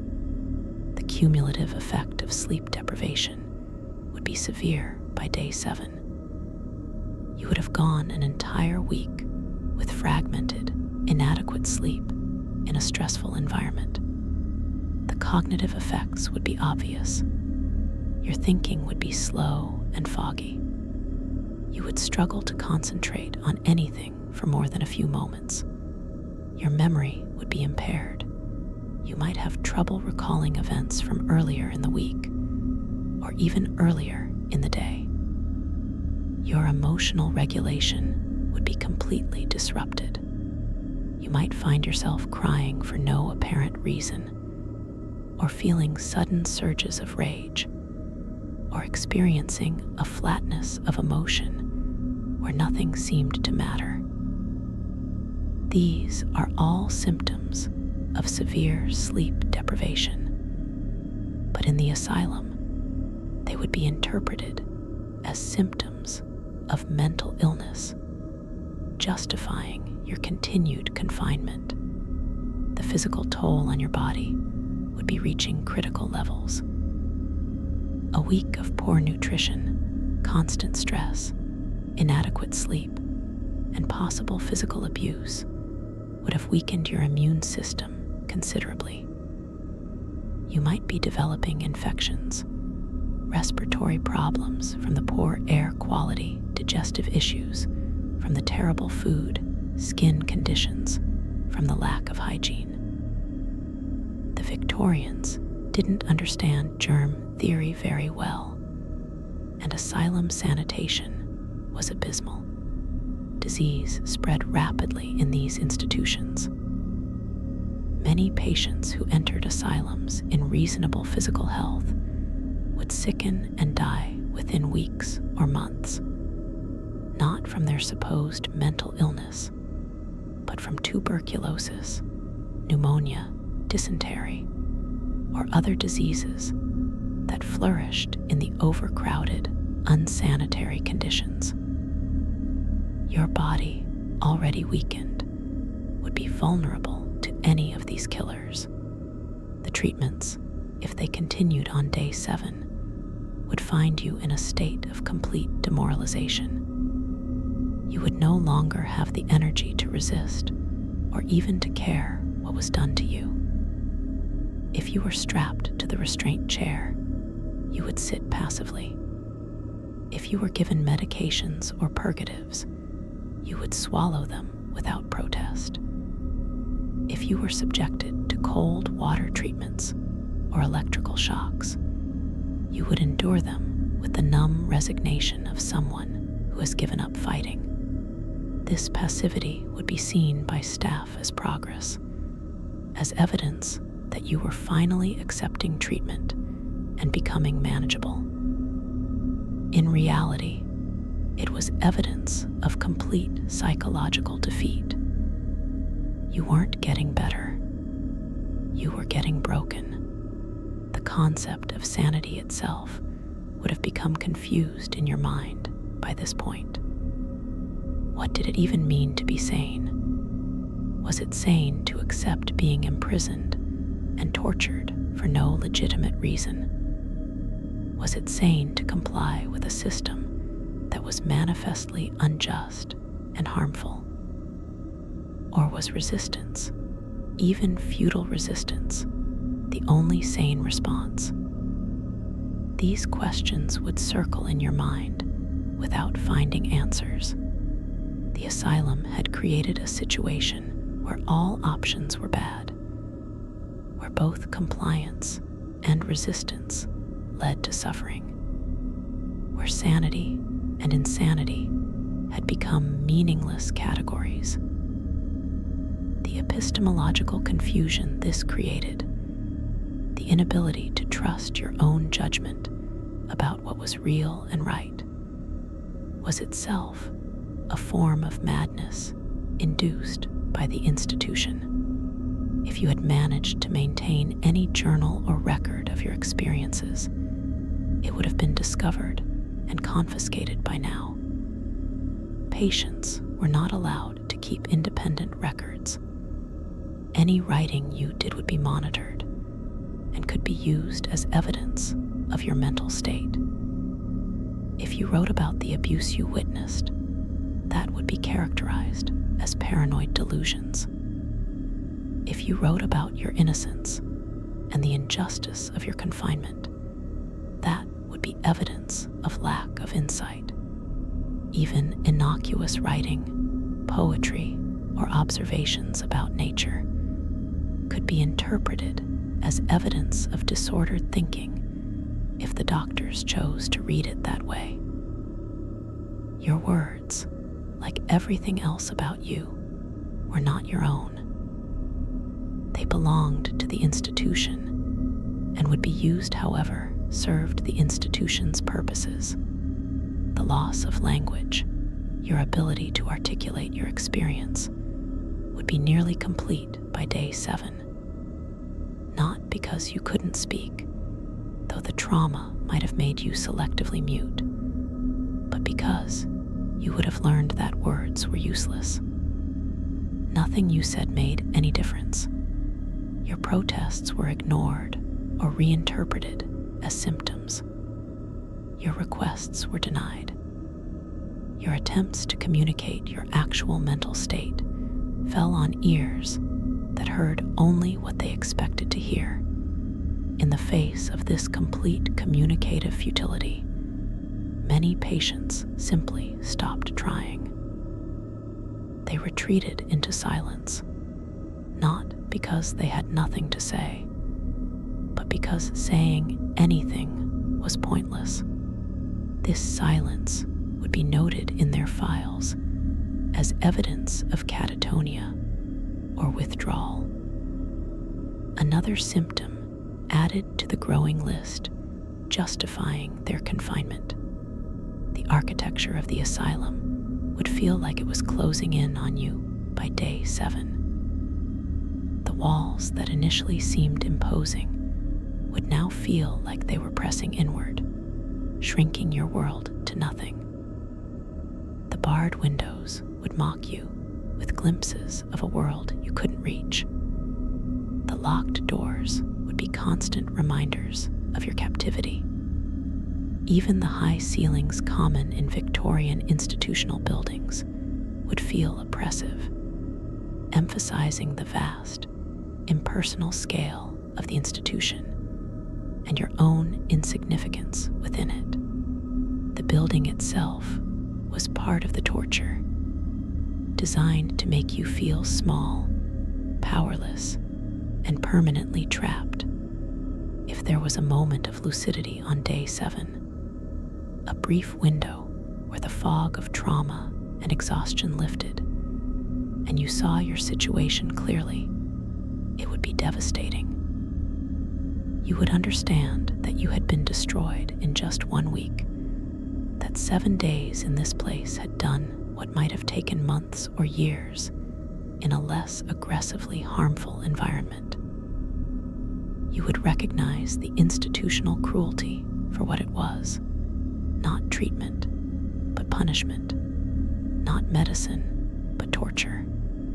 And you would understand that this was happening to thousands of people across England and Europe, that you were just one victim among many in a vast system of institutionalized abuse. That knowledge wouldn't empower you. crush you. Because what could one person do against such a system? Nothing. You were helpless, and so were all the others like you. The question of whether you would even want to leave by day 7 is a disturbing one, but it's worth considering. The outside world would have started to seem foreign and threatening. You would have adapted to the asylum's routines and expectations. You would know how to survive here, what to do and not do, how to avoid the worst punishments. Leaving would mean facing a world where you no longer fit, where you bore the mark of having been institutionalized, where you would have to somehow rebuild a life from the ruins of your former self. For some long-term asylum patients, this prospect was more terrifying than staying. At least in the asylum, expectations were clear, and there was a grim predictability to existence. The outside world offered uncertainty, judgment, and the challenge of functioning as a normal person when you were no longer normal. By day 7, seeds of this institutional dependency would already be planted in you. The staff would have completed their initial assessment of you by day 7. Your file would contain notes from multiple observations, records of treatments administered, descriptions of your behavior and responses. This file would constitute the official narrative of your madness, a story that had nothing to do with who you actually were, but that would follow you for life if you were ever released. It would describe symptoms you didn't have, incidents that were misinterpreted or fabricated, a progression of illness that was actually a progression of institutionalization. And because these were medical records documented by professional physicians, they would be given more credibility than anything you could say in your own defense. The asylum had not just imprisoned your body, it had hijacked your life story. The realization that time had become meaningless would be complete by day 7. You would have lost all sense of duration and sequence. Events from different days would blur together. Your life before the asylum would feel like it happened to someone else in some distant, unreachable past. The concept of a future would be equally abstract.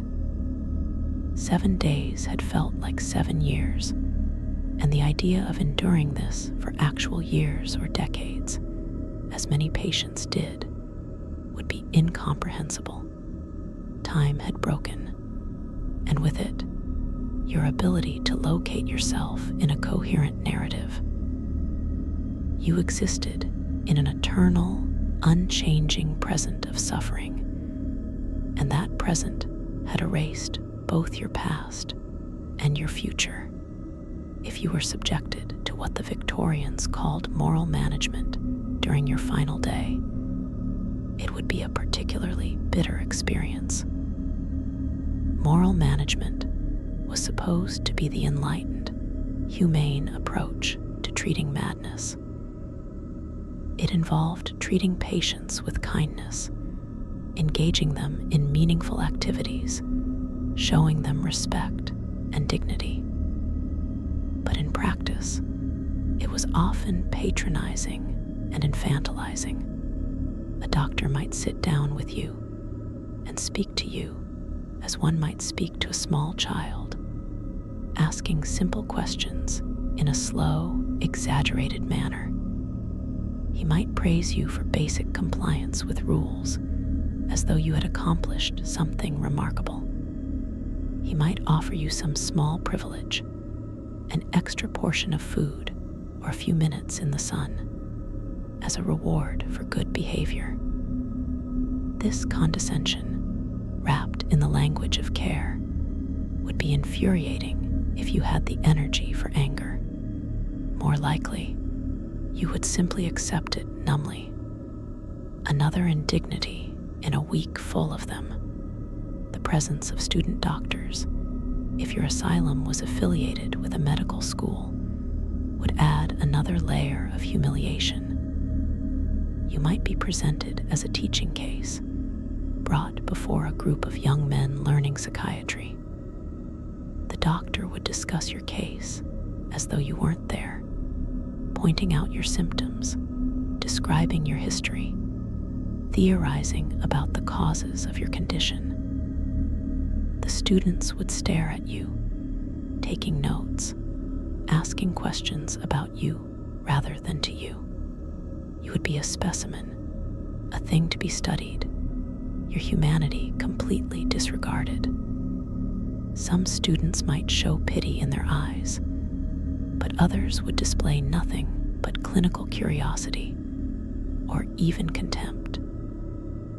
To them, you were already just your diagnosis, not a person who had been wronged, but a case of hysteria or moral insanity or melancholia to be cataloged and memorized for examinations. The meals on day 7 would be just as terrible as those on previous days, but your relationship to food would have changed. Eating would have become purely mechanical, fuel for a body you no longer felt connected to. You might not even taste the food anymore. You would simply consume what was put in front of you because not eating would lead to force feeding, which was worse. Food had lost all pleasure, all social meaning, all connection to comfort or care. It was just another aspect of institutional control over your body.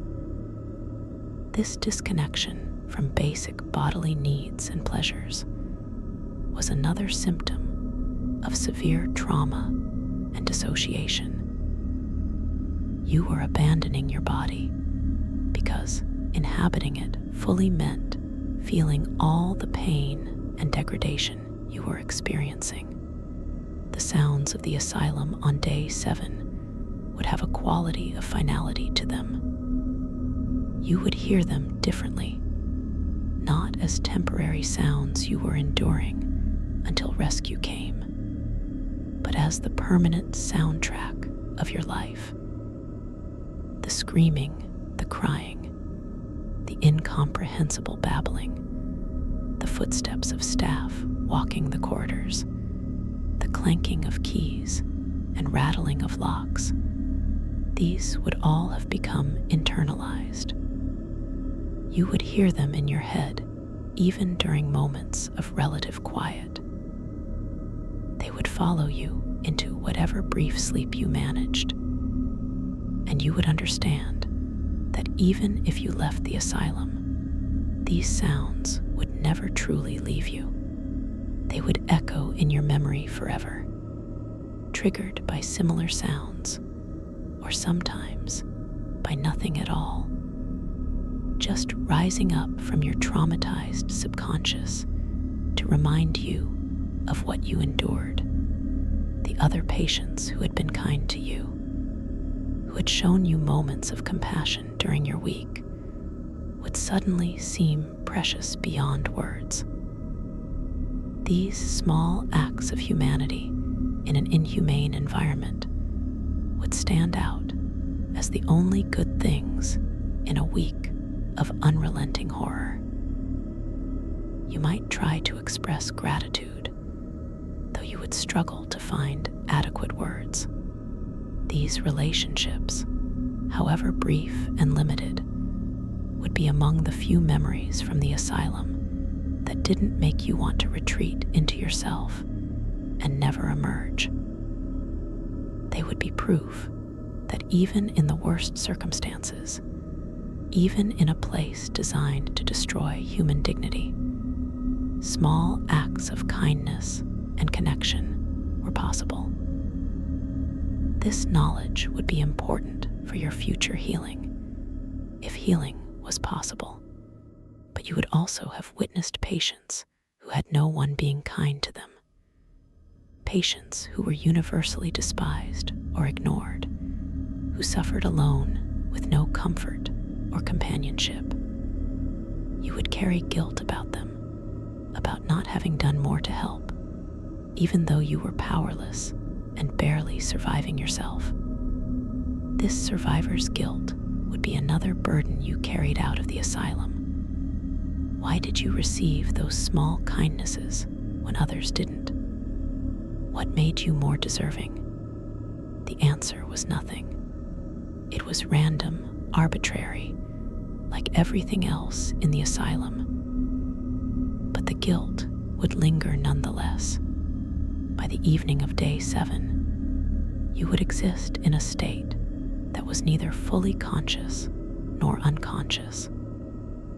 The dissociation would be profound. You would move through the evening routine, the terrible dinner, the preparation for another night of tormented sleeplessness, but you would be observing it from a distance, as though watching someone else go through these motions.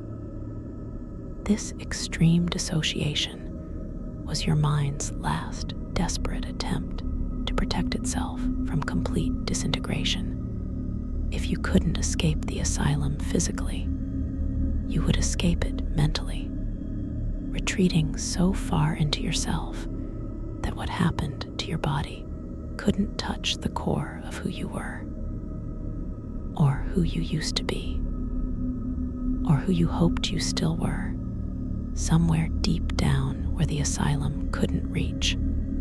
The question of what constituted survival would have changed dramatically from the beginning of your week. On day 1, survival meant maintaining your sanity, proving you didn't belong here, getting out. By day 7, survival meant simply continuing to exist, continuing to breathe and eat and move through space, even as everything that made you yourself was being systematically destroyed. You would have adjusted your goals downward to match what was possible, and what was possible was very little. This recalibration of survival is common in extreme situations, and it's necessary for endurance. But it's also a kind of defeat. You were learning to survive conditions that should never have been survivable. And in learning that, you were accepting that these conditions were your reality. The staff change that happened at the end of shifts would be particularly noticeable on day 7. You would have learned to recognize individual attendants and doctors, to know which ones were merely indifferent and which were actively cruel. The shift changes meant new people, unknown quantities, starting the process over of trying to gauge who might be safe and who was dangerous. This constant vigilance was exhausting, but necessary. Letting your guard down for even a moment could result in assault, theft, or abuse. So you would watch the new staff carefully, reading their body language, listening to how they spoke to other patients, trying to predict their behavior so you could protect yourself. This hypervigilance, maintained over 7 days, would have become your default state, and it would persist long after you left the asylum. If there was a religious service on day 7, perhaps because it was Sunday, you would be forced to attend. The service would be another exercise in institutional control, with patients required to sit quietly, recite prayers, and sing hymns, whether they were religious or not. The chaplain would likely deliver a sermon about sin and redemption, about accepting God's will, about the importance of obedience and humility. The implicit message would be that your presence in the asylum was part of God's plan, that your suffering had spiritual purpose, that submission to authority was a Christian virtue. This theological justification for your imprisonment and torture would be repulsive if you had the energy for outrage. More likely, you would simply endure it, the words washing over you without penetrating, just more noise in a week full of noise. The realization that you had become what you most feared would hit you on day 7. You had entered the asylum terrified of going mad, and now, by any reasonable measure, you had. Not because you had developed a mental illness, but because the asylum had driven you to the brink of psychological collapse. You exhibited symptoms now that you didn't have 7 days ago. The flat affect, the social withdrawal, the difficulty communicating, the dissociation, the despair. These were symptoms created by trauma and imprisonment, not symptoms of inherent mental illness. But the distinction wouldn't matter. You looked and acted like you belonged in an asylum now, and that appearance would be used to justify your continued confinement. The asylum had turned its own success, its ability to damage patients, into evidence of the patient's need for institutionalization. The thought of your life outside, your job, your home, your relationships, would feel increasingly unreal on day 7. Had any of that actually existed? It seemed like a dream now, too good and too normal to have been real. Maybe you had always been here. Maybe this was all there ever was. These thoughts, which you would recognize as dangerous and wrong even as you thought them, were signs of advanced institutionalization. The asylum was successfully erasing your past and claiming your identity. You were becoming an asylum patient, not just in others' eyes, but in your own understanding of yourself. This is the final victory of the institution, when you internalize its definition of you.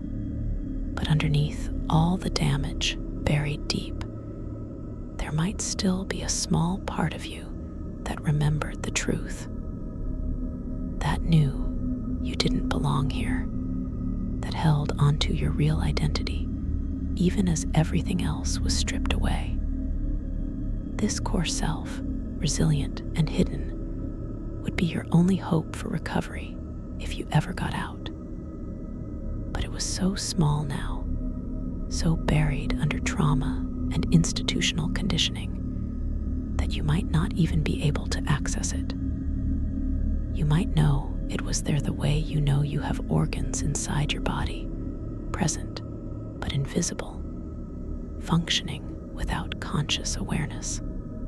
Whether that small core self would be enough to rebuild from, whether it contained sufficient material to reconstruct something resembling your former life, was an open question.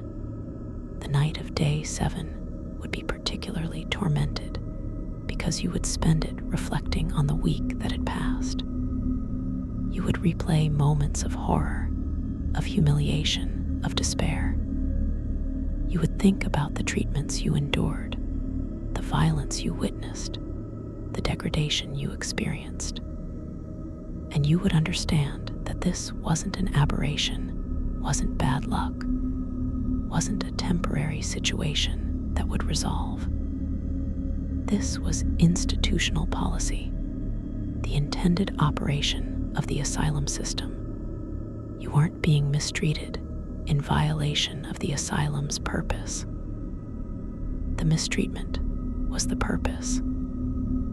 The asylum existed to contain and control people deemed socially inconvenient or threatening, and everything about it was designed to accomplish that goal. The horror you experienced was the system working as intended. The morning of day 8, if you somehow knew it was coming, would bring complex emotions. Relief that the week was ending, terror about what you had become, uncertainty about whether leaving would even be possible, whether you could function in the outside world with the damage that had been done to you.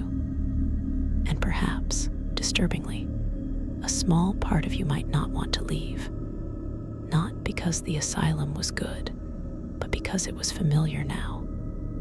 The devil you knew. The outside world had become foreign and frightening. In here, you knew the rules, knew what to expect, knew how to survive. Out there, everything was uncertain. This ambivalence about release was a sign of how deeply institutionalized you had become in just 7 days. But the reality for most asylum patients was that there was no day 8 when they walked free. There was just day 8 and day 9 and day 10, stretching into weeks and months and years, and sometimes decades. The week we've described was just the beginning for them, the initial breaking that would be followed by a long, slow process of complete institutionalization.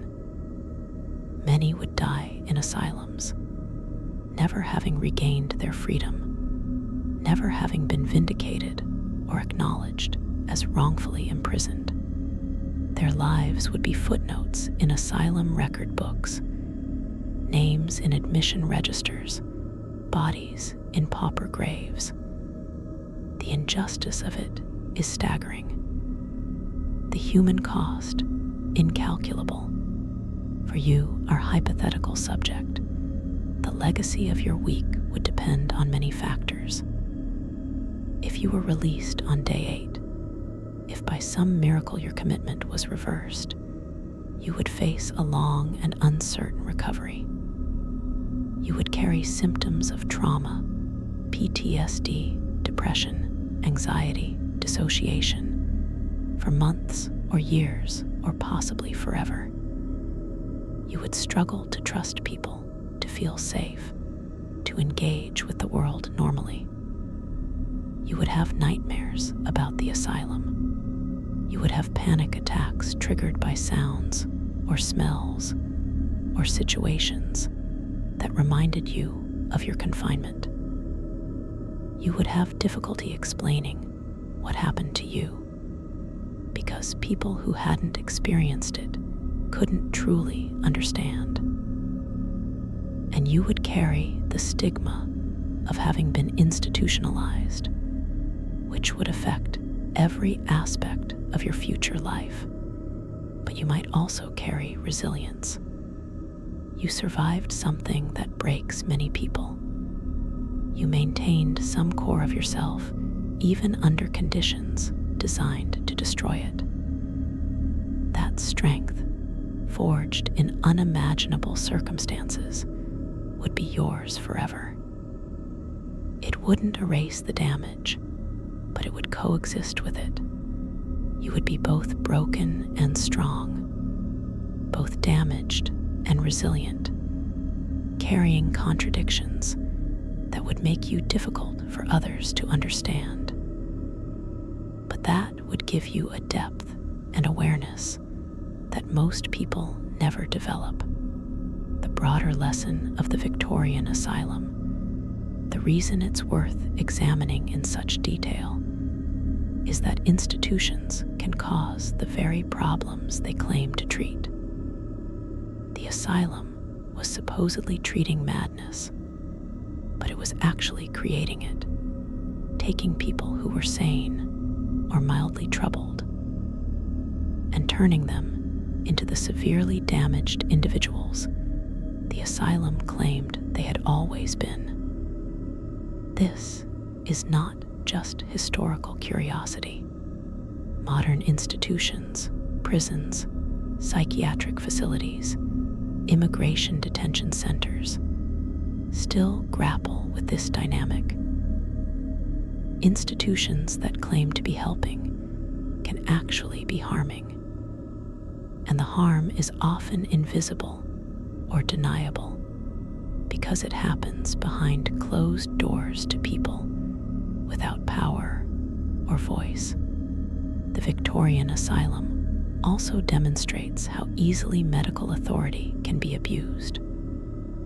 Doctors who are supposed to heal became jailers and torturers.